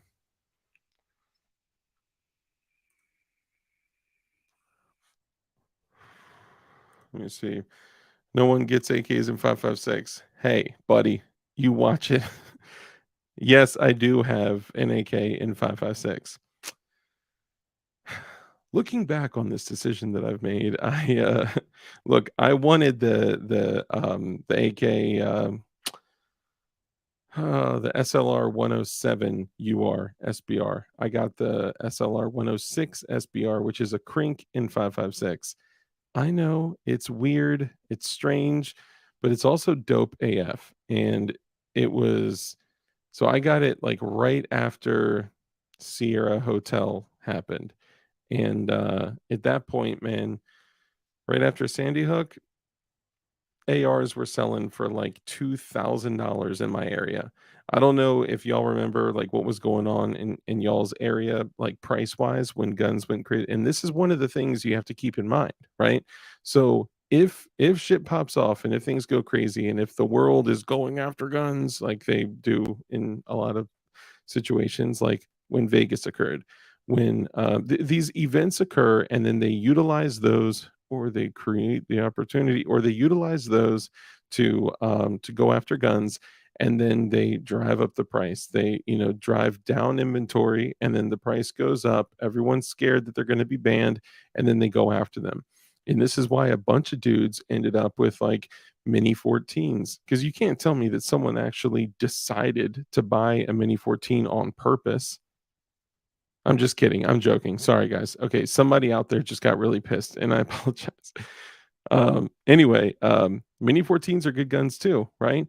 But there's limitations, right? It's 223 only and a pencil barrel, and you can't just dump 90 rounds out of it like that and not have some type of, it could overheat quickly, is what I'm saying. So you may have some type of issue there. Such a shame what the government. Oh, hold on, I just missed it. Oh, such a shame what the government did to 545 imports. I know it, man. Crazy to believe 12 years ago I couldn't pick an AR out of a lineup. Now I have X many. Yep, yep. Funny how that happens, right? Run gun, what's up? What's up? Good to see you. Night Strike, what's up, bro? Ain't that the truth? I wanted a 74, but with the 7 and 6 ban, there's literally no ammo. I know it's a shame, man. It's a shame. And now, like, I used to I know we all did, and it's sad. And like, I don't even want to say this because everyone's gonna be like, I know, Dark, we all did. But y'all remember buying like I would buy like 500 round packs of Tula and Wolf for like 50 something dollars. I did a trade on this last 1,000 rounds that I have, and I still got the 1,000 rounds of 7.62 by 39 because I don't shoot my AKs like that. I've shot them more than enough over the years, and that's probably the least ammo that I have. I have more 380 ACP than I have in 7.62 by 39. Man, that's probably bad. I got 20 times that in 9 mil and 5.56. But anyway, DLD After Dark, I still have a couple cases of Tula and Wolf. Nice. Hang on to it. Don't use it. Mini 14 has the A Team swag, though. It does. The Ruger AC556 has the A Team swag because it's got that on the top. You know what I'm saying. Uh, Mini 14s are poop. Mini 13, Mini 30 gang. Yes, Mini 30 is cool, but I still wouldn't run it. But it's important to familiarize yourself with all of these tools because if you had to pick one up and run it, can you run it? Do you know where the safety is? Do you know where the selector is? Do you know how to charge it? Do you know if it fails? How you know what I mean? Just something to keep in mind. Get your hands on as many guns as possible because it's good to have those skills. Mine's an M14, not the Mini 14. M14 is a little different, right? It's 30-06, or I guess it could be 308, but gotta have the Falcon folder though. Yeah. Also bought a Mini 30. Yeah, I mean they're cool. They're cool. I just it's not my thing. Wrote a couple comments, then I got kicked. They got kicked out and had to get back in the stream. Oh, you missed the whole thing. We had like a whole section dedicated to your one of your comments. Kicked out and had to get back in the stream, and the comments are gone. All it said was, "Before I shot suppressed on all, I used the Noveski Flaming Pig muzzle device." Yeah, I was never really a fan of those, but I do anything that diverts the concussion away from the shooter, I think is cool. But I don't know. I think a suppressor, even though I do not believe at all in the NFA, the ATF, and their overreaching, I also understand that we have to acknowledge the world that we live in. And I think a suppressor is nearly mandatory. Now, looking back on it, I did all my ATF Form 4s and Form 1s and all that stuff way back in the day when I was a silly, ignorant boy that, didn't have a care in the world. And I was like, oh, I can do that. I'll pay the government $200 and got myself a nice little stamp collection. I don't know if I would do the same right now. However, I believe that a suppressor for your long gun is nearly mandatory. If anyone else disagrees, they're more than welcome to mention that in the comments.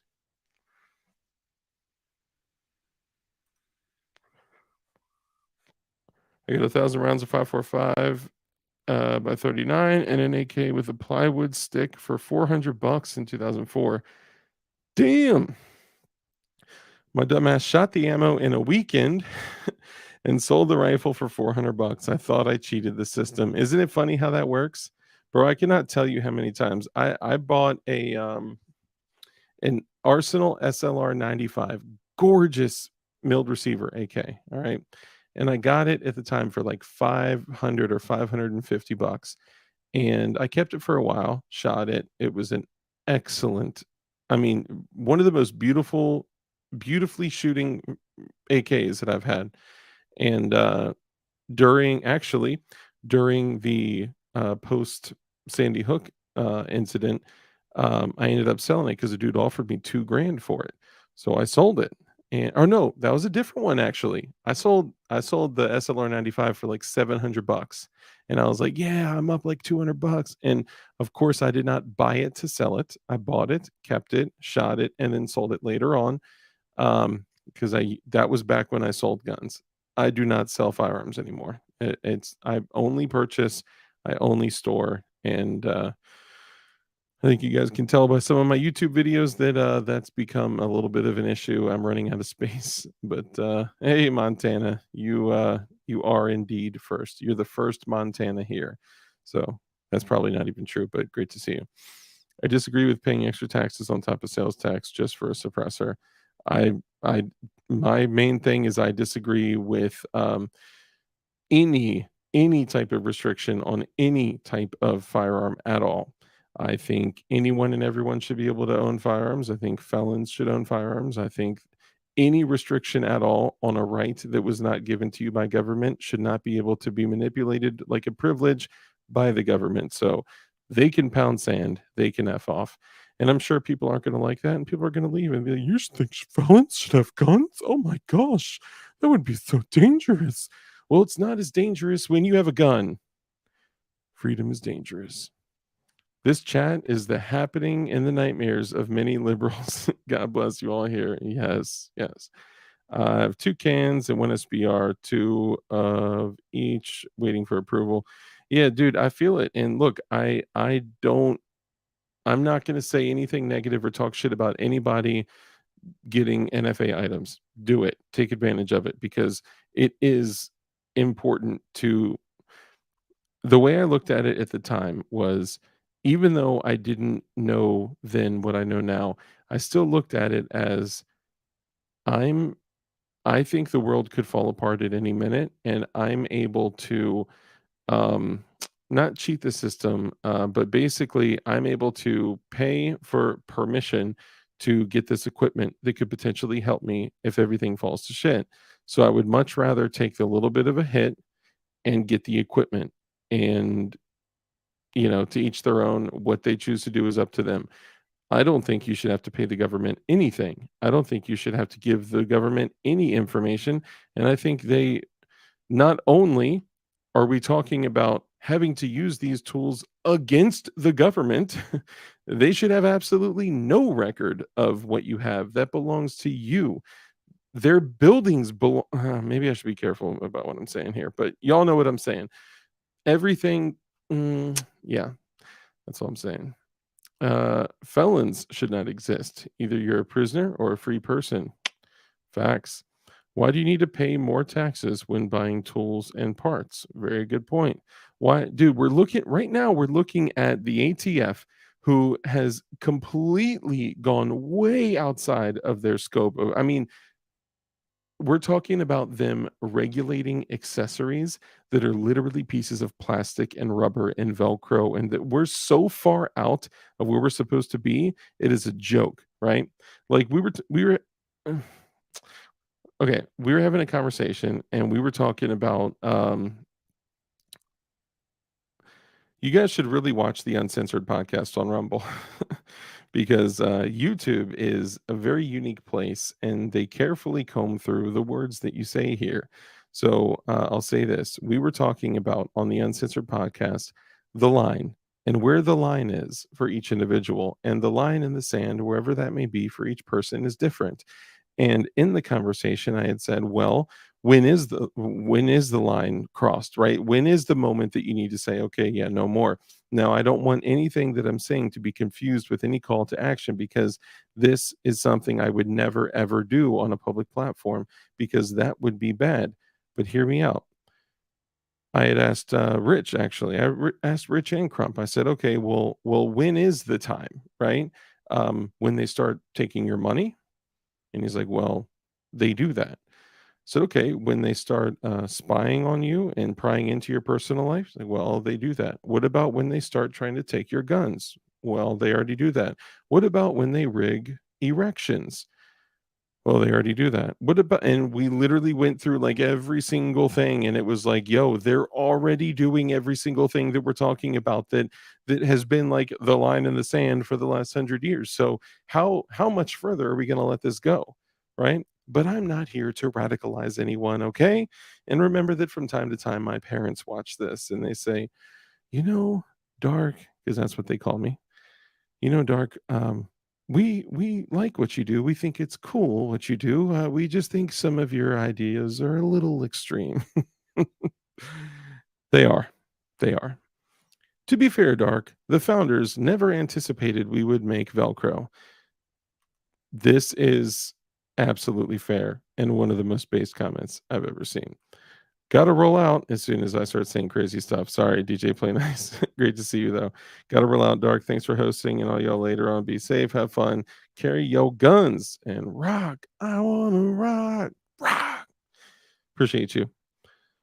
Now you get it, Taco. Slavery is alive.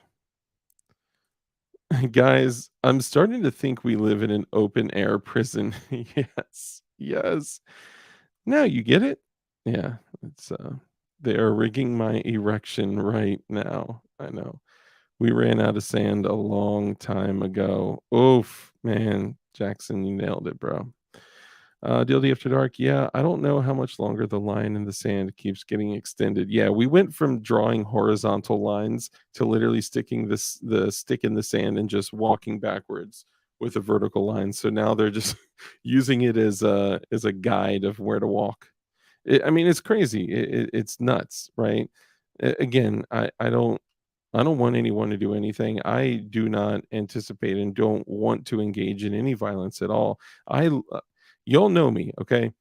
Or I would assume that some of you have gotten to know me pretty well over the last couple of years, right? Like, I love people. I love life. I love living.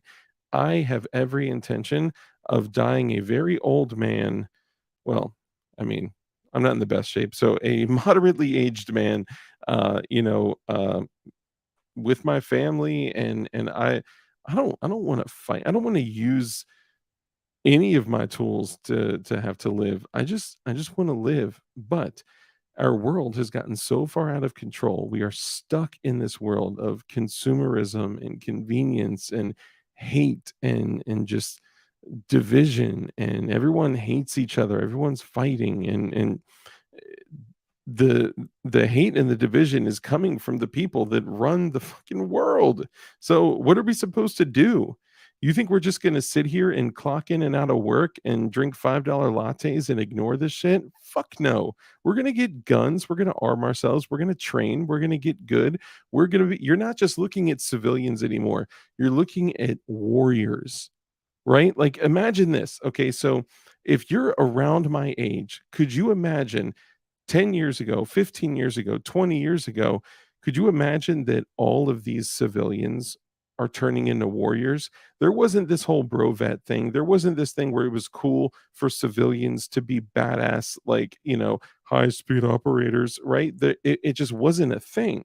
Now, in this world, like, there are civilians that have better gear than the military, that have better equipment than the military, better guns than the military. But it's getting now. Of course, I mean, there's still obviously like things like planes and A-10 warthogs and nukes and stuff. Like, we ain't got that yet, okay? But you're taking something that would have been a civilian just, quietly poisoning himself with McDonald's and Cheetos in his basement, right? And now you're turning that person into a defiant warrior. So how's this working out for you, government?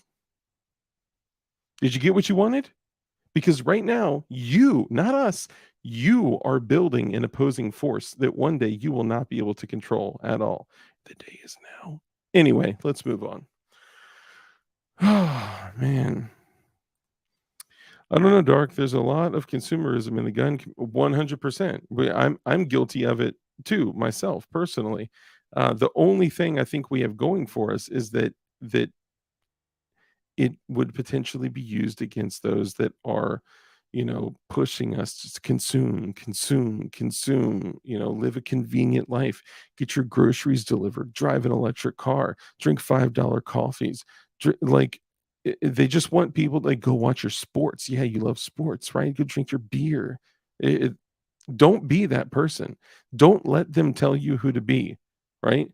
I Over the last year, I have gone through so many changes that, like, you would think I got people calling and checking up on me like, "Dude, are you all right?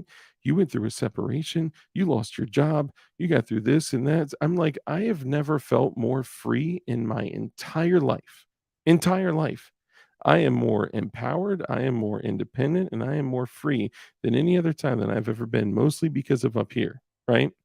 You get to choose who you wanna be. You don't have to follow any path. The path that you were told to follow, that you need to, go through school and get good grades, and you need to go to college, you need to graduate college, you need to get a good job, then you need to stay there and work until you fucking die, give your kids to strangers every day for them to, be raised by somebody else who has completely different, ideology and is, on the opposing side of things. Like, fuck that. I don't want to be that person anymore.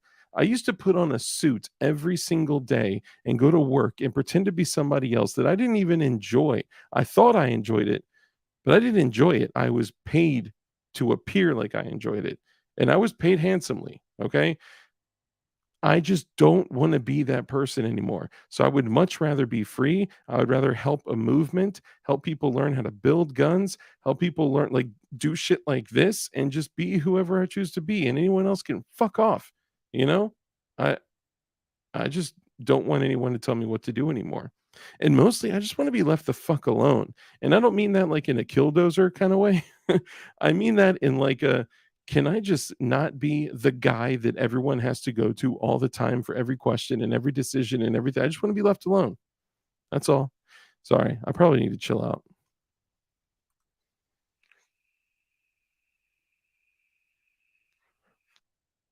The DoD published the Improvised Explosives Manual in World War II, and it shows how to synthesize all kinds of boom booms out of common materials. Hell yeah. That's awesome. There's so much information out there about that. But now we're probably getting into domestic T-word stuff. So let's probably chill out a little bit. Even though explosives are totally, completely legal to use for non-commercial purposes. And look, again, I don't want to, like, you know, Damn, I guess some of the stuff I'm saying may appear to be like more extreme than I'm intending it to be. What I'm saying is like I don't know how else to put it. I mean, I don't think any of us actually want a fight. I just think most of us want to be able to live without all the other bullshit going on. And right now, there's so many other distractions and things that are keeping us, things that are keeping our children from learning, things that are keeping us from God, things that are keeping us from living clean, healthy lives, things that are keeping us from, just being good people. And then constantly in our world, shoved in our faces is division and hate, and it's just crazy. How can we live in that environment? We can't. It's not good, it's not healthy, it's terrible. So when we're arming ourselves and becoming that defiant opposition that I told you guys about, the defiant opposition is not for the other party of opposing beliefs. The defiant opposition, us, the dirty civilians, the opposing side is the government, is the elites, is the people that are doing these things, right? The people that are driving us apart, the people that are force feeding us to become these, dirty consuming shitbags. And yes, consumerism is absolutely a rampant thing in the gun community. I do it all the time. I'm like, I'll grab my knife and be like, oh, go to Tack Knives, go to Goon Beam, right? And I the only reason I like to throw that shit out there is because it does equip you with tools that you could potentially use for freedom, independence, life, and liberty, right? So it's a little different in my eyes, but yes, it is still very much the same, right? And then there's the people on the outside that are watching that are like, oh, he uses Streamlight, oh, he's Surefire, oh, he's a Glock guy, he's a SIG guy, he's gonna shoot his dick off, so I mean, there's always going to be some shit like that, but if there's a way that you can collect equipment that would better position you to defend your family, but to also position you to be able to make a small group of dudes that can do a lot of work together, then yes, I would say that blessings upon you, and to go do good stuff. Did I take it too far, y'all? Did I don't know. I'm sorry if I did. I'm just saying. They just keep pushing and pushing and pushing and pushing and pushing. I know. And I feel like the way that things are going now, like I feel like we're so close to the end that like one day I'm just gonna like get in my car to go to work or something like that, and just out of nowhere the sky is gonna open up and it's gonna be like, thou hast to, and it's gonna be like just Jesus is back and it's time to go. And this is why I always tell you guys, get right with God, because I have never felt like we're closer to the end. And this is when people start to leave, right? It's like 83 people, 75 people, 70, 69 people, 69 based. But I'm saying, like, these are not the conversations that people want to have. They're like, oh, I want to have conversations about the new, LWRC and the new, and that's dope. We do talk about that, but I got to be real. I care more about your eternal soul than your little blip on the radar, which is your physical life. So, yeah. And what was that one? There was that one. Um, if a man loves the world, the love of the Father is not in him. Right. That's anyway. All right. I'll keep it going. Um, 69. Nice. 69. Nice. I can always count on that. Um, it's highly constitutionally allowed. Amen. I'm one step closer to the edge, and I'm about to break everything you say to me. Everyone, 100,000. Let's go get a giant land and start our own belt fed alert. I'm just kidding. I'm joking. You're spitting truth. Dark. Appreciate you, man. I love you. I love you, bro. Been on the list for a long time. Oh, yeah, trust me, that the list is matter of fact, those people that left, those 10 people that left, those were probably the feds like, "Alright, he said enough now. We got him. We don't need anything else." Oh, man. Dark, remember what got countries out of the Great Depression? World War II.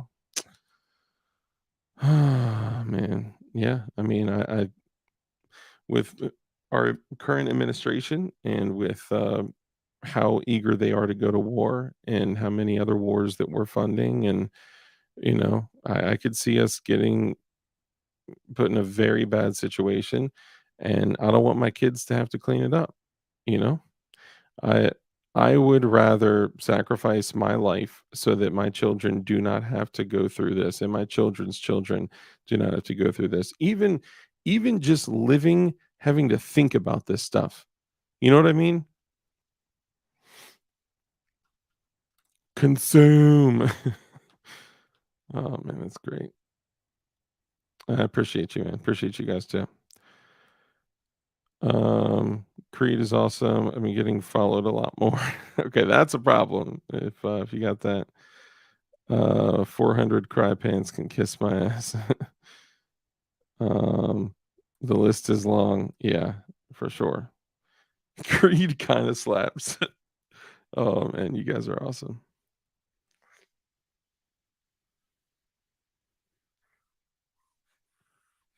I don't know why this one keeps running when I hit it. Jeez. Okay, so far we've covered a shotgun, pistol, and rifle. When I say things like for the pistol, for an example, when I say Glock, it doesn't have to be a Glock. Like I mentioned, it could be a Glock, a Sig, a Smith and Wesson. I just if you put all those guns next to each other in my research, I have learned that the other firearms may need to be repaired, fixed, or have parts replaced before the Glonk. That's all I'm saying.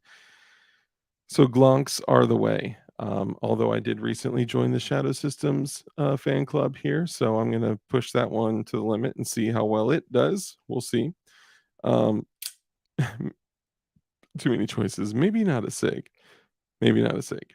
Make sure that your gun goes off only when you intend it to. So these are just like examples of things that you could get. However, I would encourage you to purchase firearms that have popular magazine systems because Glock 9mm semi-auto, hands down, it is the most popular for civilian, law enforcement, all that. It's going to be all over the place. So it's a good idea. Now, rifles we talked about, ARs would be a great option, but AKs work too. Now, once upon a time, it was actually really easy to get an AK for 300 bucks, 350 bucks, where ARs were $1,000, right?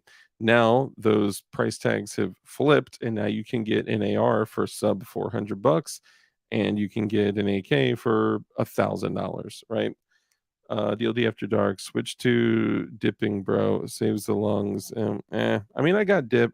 I store dip and actual like cigarettes and black and milds and tobacco and papers and stuff for when the world falls, when society falls. But I usually I don't know. I don't like it.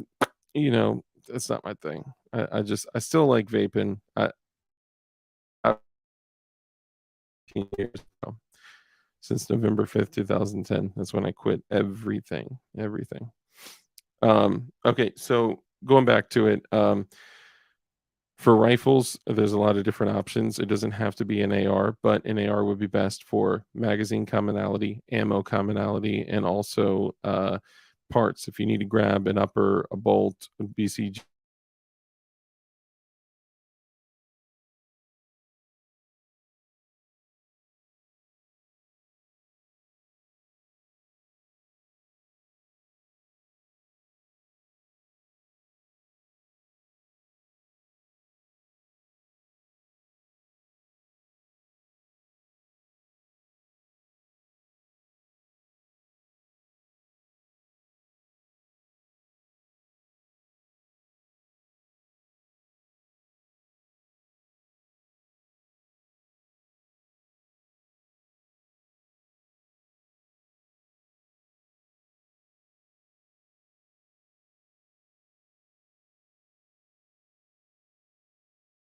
I'll do it. My hands are in the air. I'm just kidding. I don't know what happened. I think my service cut out there for a second. Sorry about that. DLD after disconnection. Yeah, my bad, y'all.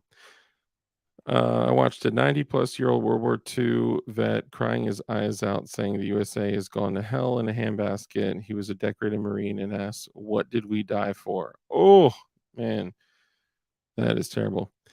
Okay, my bad. RIP. Thanks, Montana. Come on, you're supposed to be the one that saves me here, all right, if I bleed out. Um, okay, so getting back to it, rifles, NAR would be best, but anything, you know, that is a formidable semi-automatic box-fed magazine-fed rifle is good to go.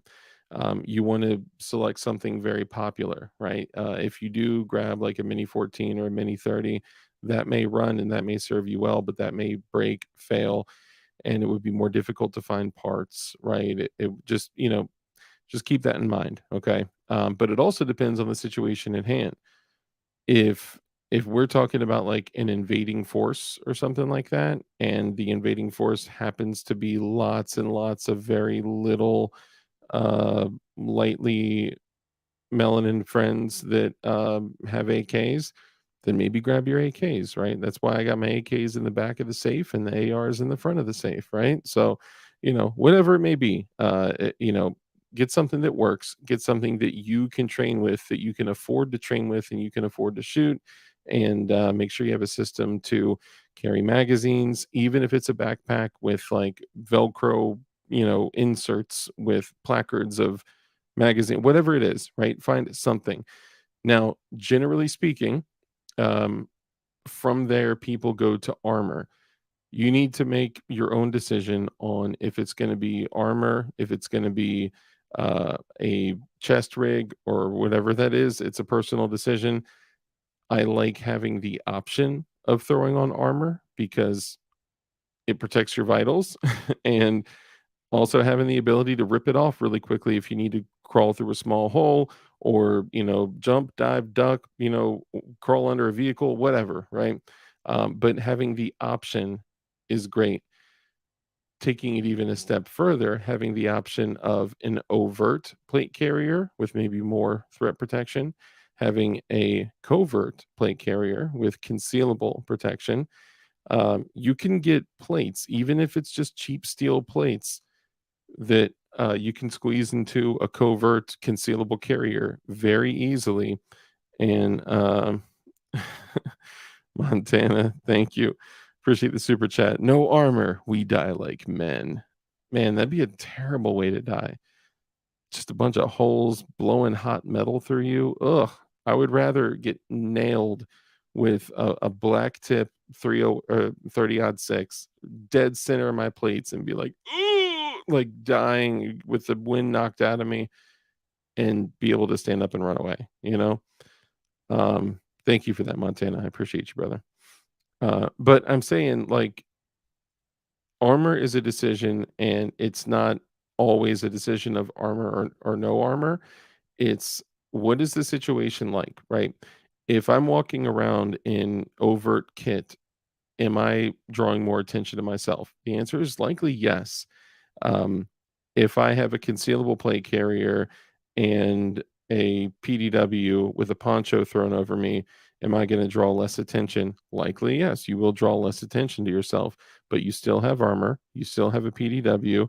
So you got to, I think the best thing is, if you're just setting up your first loadout should be an AR, a, I'm going to say it, a Glock 9mm pistol of some sort, and usually something like a 19 would be a good idea. So you can use 19 mags, 17 mags, 33 round mags, whatever you can get your hands on. Because if you had a 17, then you can only run 17 round and up magazines. But that's okay too. It just depends. If you run into a smoke and deal, like I ran into a Glock 17 for $318, so I grabbed it. It just depends on what you can get your hands on, and if it's like cost that's keeping you, at bay, then just find something that's affordable. There are deals to be had out there, 100%. What else? Okay, so semi-automatic Glock, and 9 millimeter is what I would go with, but whatever you choose, it's up to you. An AR-15 and some type of kit to give you armor, but also the ability to carry extra magazines. Now, it's not the only way because if you have something that is overt, you don't always want to throw on your overt kit and go walking around outside looking for a fight. That is stupid. It's foolish. Most cases, you're going to be hiding a handgun in your waistband, praying to God that nobody sees you. So, how can you make yourself look as, unassuming as possible? Ponchos are great, cover garments are great. Just find a way to conceal whatever you can, and it may be that you have a backpack with a plate in there with some type of small sub gun stuffed in it, hanging around on your front side, so it covers your vitals, and you can draw your sub gun, whatever it is. There's so many ways to look like I'm just a mere civilian, but you have armor, a PDW, a pistol, reloads, and all that kind of stuff, and sustainment in a bag. And no one wants to talk about like that type of shit. No one wants to talk about how with a $7 poncho and or whatever. There's a whole bunch of ways that you can make yourself look more unassuming and also keep a good amount of kit on you. It's all, you know, shellback plate carrier and blue alpha belt and safari land rigs, which I actually have every single thing I just I just mentioned. But that's not going to be the answer for every situation. Sometimes it's more it's more tactical to be less recognizable and more unassuming. That's all I'm saying. And a backpack with an armor plate in it is great. And maybe if you only have level 3A soft armor, like a 10 by 12 sheet of level 3A armor, guess what? You can take a little sheet of 16 gauge sheet metal and a ceramic tile and duct tape all around that thing and get yourself some rifle protection. Like there are ways that you can upgrade the stuff that you have by spending like no money at all other than, a little bit 10-20 bucks at Home Depot. Um, so that's one thing. Then I would start looking at what would I have to put out to actually train and use this equipment as much as possible. And then from there, getting other items like a concealable carrier, a concealable, soft armor carrier, a concealable chest rig, right? They make concealable chest rigs that you can throw on yourself that you can store the magazines in them, but it's like small. So you could literally put it on and then throw a hoodie over it or something like that. Push it over to the side. There's a whole bunch of different ways you can do it, but you don't look like a tactical douchebag running around looking for a fight, right? And then you could be a good guy and multicammed out, and you could be a good guy walking around, but somebody sees you walking around armed in full overt kit and think you're a bad guy. You know what I mean?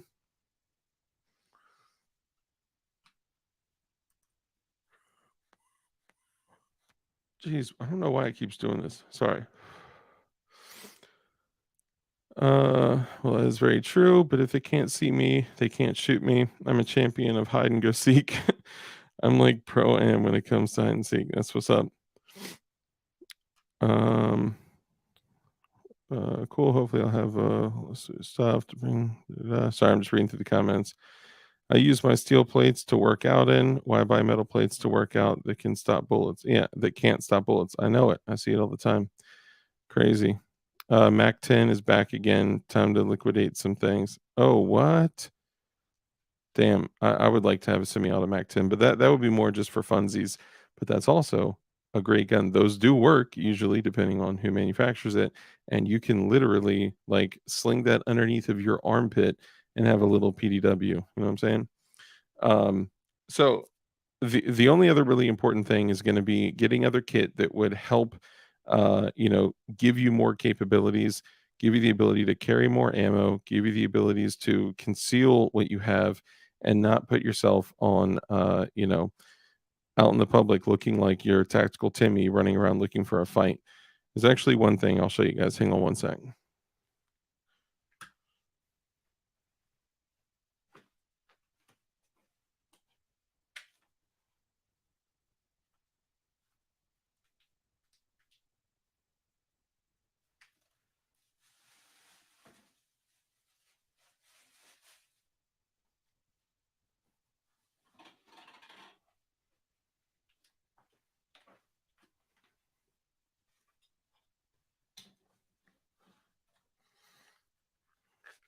All right, my bad.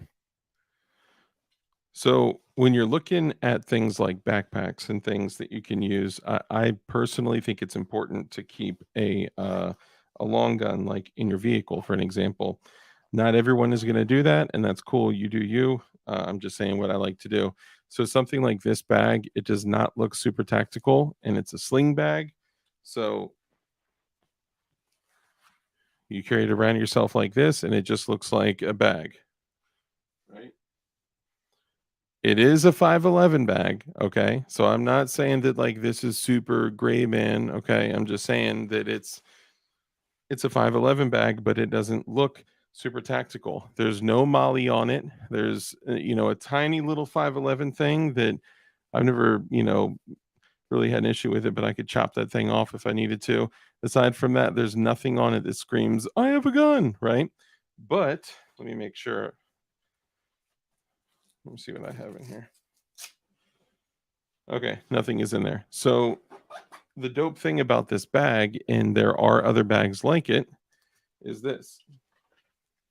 So let's say you have like my Scorpion fits in here, my MP5 fits in here, Keltec Sub 2000 fits in here, my Draco fits in here. There's so many different guns.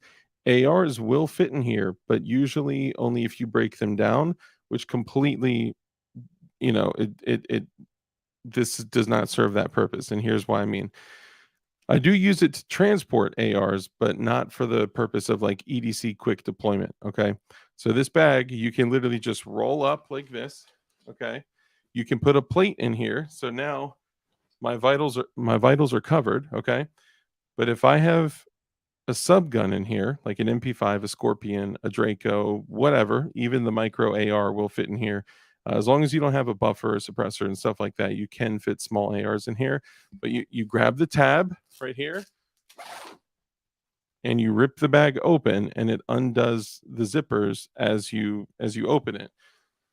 Now inside you have molly webbing all over it, right? So you can rip it open, right?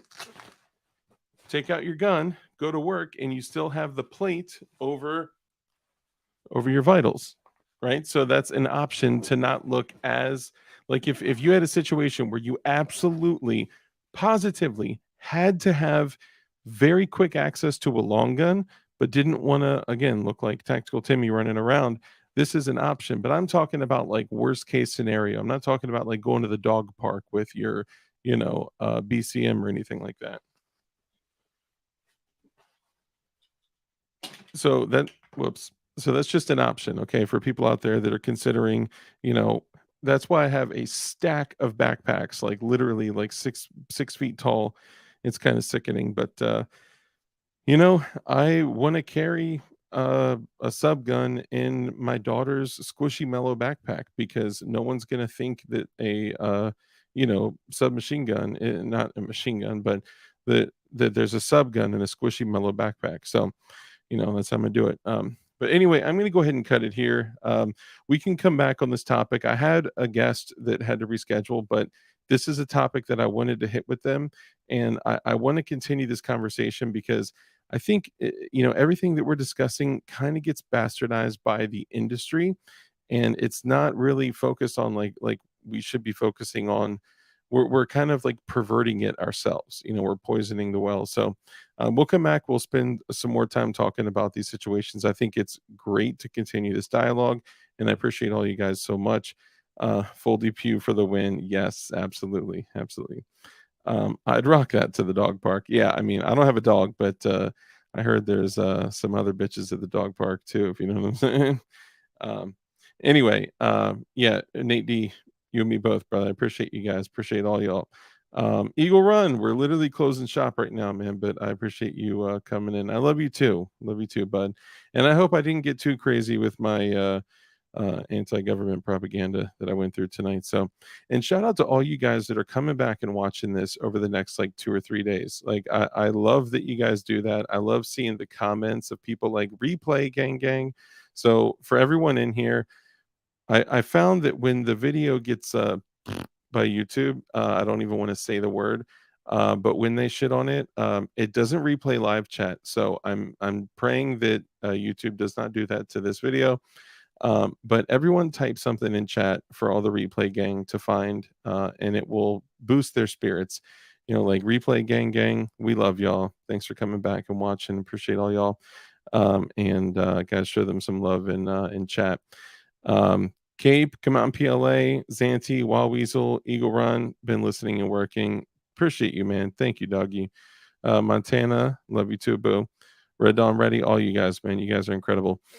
So, in closing, let's remember there are few things that separate us from the dirt bags. The things that you could choose to separate yourself are rules. They're your own standards and expectations of who you choose to be, because that is a decision. Okay. Now, before I go into the closing, I want to remind you guys to support the companies that support us. And that means companies like Tack Knives, the extremely based tack knives. Show them some love. If you use code DARK, you get 20% off. 20% off because I didn't want to just get a bunch of money kicked back to me. I wanted to give the benefit to you guys. Tack Knives also has that Gucci level knives now too, called TackCom. But you can get there from tackknives.com. Use code DARK, you get 20% off.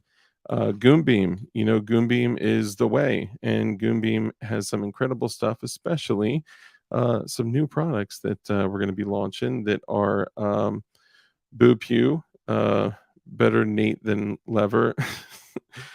Appreciate you coming in. It seems like we're getting some new people. So look, I appreciate that so much, and I appreciate you guys. And you know, YouTube is not going to grow this channel. We have to grow this channel, and you know, it's unfortunate, but if we can have these kinds of conversations with people, and even if they just go to other channels that are even similar to mine, right? Like I want to find a way to impact people to where they can be, you know, better fathers, better husbands, better stewards of, you know, like who we are, like being kind, living a life of care, compassion, contribution, the same shit that we talk about every single day. It's so easy for people to confuse what we're saying as being violent and being willing to fight. And but you know, just because we are trained to fight and willing to fight does not mean that we want to or enjoy to, right? This is this is a safeguard of our future, right? What would you do to protect your children? For people of opposing thoughts, I would ask them that. What would you be willing to do to protect your children? You want to give that ability, you want to give that massive responsibility to the government? Hell no. Absolutely not. That's where I draw the line. Anyway, so give these companies, sorry, it's easy for me to get sidetracked. Squirrel. So give these companies the support that they deserve. Goombeam, if you use code DARK, you get, I think you get money off. I forgot how much actually. So sorry. And then the new DLD light will be coming out soon. I don't know exactly when, but it will be soon. Also, companies like Gideon Optics, if you use code GLOWIES, you get 10% off and free shipping. Also, if you look through the description, there's a whole bunch of stuff. AR takedown tool. Also, I did some stuff with Stopbox. So here it is. Stopbox USA. This thing is dope. I posted a video on Instagram, but my daughter tried to get in this thing for like 10 minutes and she could not get it. She got so mad that as I was recording her, she jumped up and poof, hit the phone. She was pissed off. But literally, you just do your code. Whoop.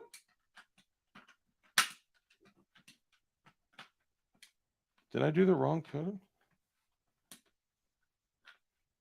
Oh, I was doing the wrong code. So you do your code, you can open it up, and you got your glizzy in here. I cannot believe I just did that. It's also in the air, so it's a little bit more difficult. But you'll see in the video, it's actually super, super fast and easy to open. That's not embarrassing at all. But yeah, if you use code DARK, you get 10% off anything store wide with them. So show them some love too. And yeah, Gideon Optics is super based too, and they need all the support that we can. We got to come together and support everybody. You know what I'm saying? Like that's the responsibility that we've been charged with. So Support them, support Gideon, support Goonbeam, support Tack Knives. Tack Knives needs some love too. They've had a tough time when they launched the second brand, because apparently a lot of people have been confused um, about the brand, because one is, I mean, it's a different name, so people are kind of getting confused. Yeah, Jackson, support the homies. You know what I'm saying? The fumbles of live streaming. Yeah, well, at least I'm not editing shit and putting it out there to look glorious. But when Tack Knives launched, and this is only one of my Tack Knives here. I have some. No, I have them all over the place. But you know, launching a new company in addition to the company they already have, things can get lost in translation. So I want to show them some love, and I want them to know that the Dilders are here to help and support. So again, if you use code DARK, you get 20% off. So just remember that. And in the end, all we have are our own standards and expectations that we project on ourselves to make our little piece of the world better. And for me, that is rule one, is to be kind. It's so important that we're kind in everything that we do. That brief interaction that you have with somebody else could be at the bank, could be at the grocery store, could be at the drive-through. Don't eat food from a drive-through window, but it could be anywhere, right? That brief interaction that you have with somebody else could have a massive impact on their life. So just be kind. Rule number two is to live a life of care, compassion, contribution, give to others. When you bless others, you become blessed. A hand that's open to give is open to receive. Rule number three, perhaps the most important, because we don't think, we don't assume, because we know the only way for us to defeat evil is with good men skilled in violence. Make sure that you're becoming as highly skilled in violence as you possibly can be. Be safe, be dangerous, and keep that thing on you. With that, ladies and gentlemen, we'll be back. There's no show this Saturday, but I may come back and do one like Sunday night because I'll be having the little one with me this weekend. So love y'all. Thank you so much for stopping by. Y'all take it easy. And if you're just coming in, because I just saw some more people come in, go back and rewatch. It was a good one. And hopefully, government, don't come and kill me, because I didn't do anything wrong, right?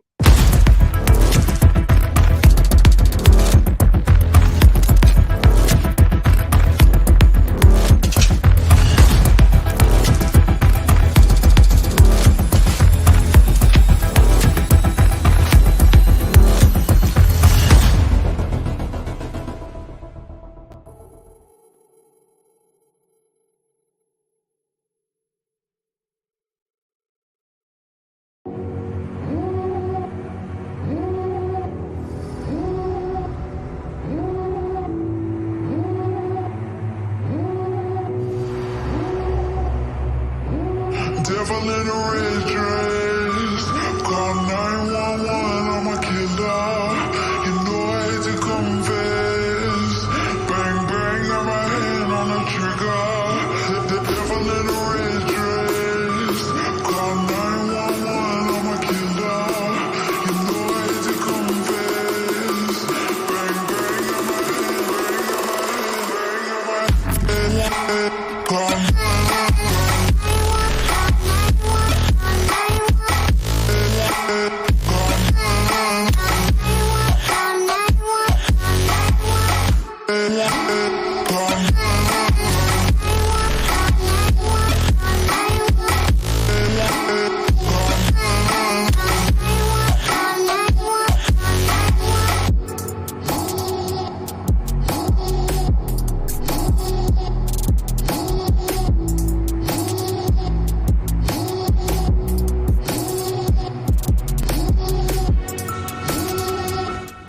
Ladies and gentlemen, if you've stuck around this long, then that means you are the OGs. You are the heart and soul of this channel.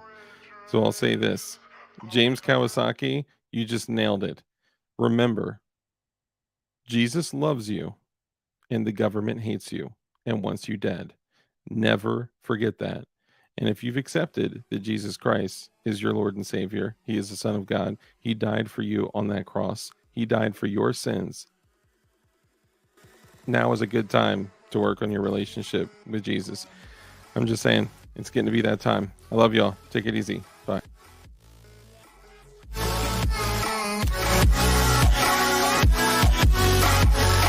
Come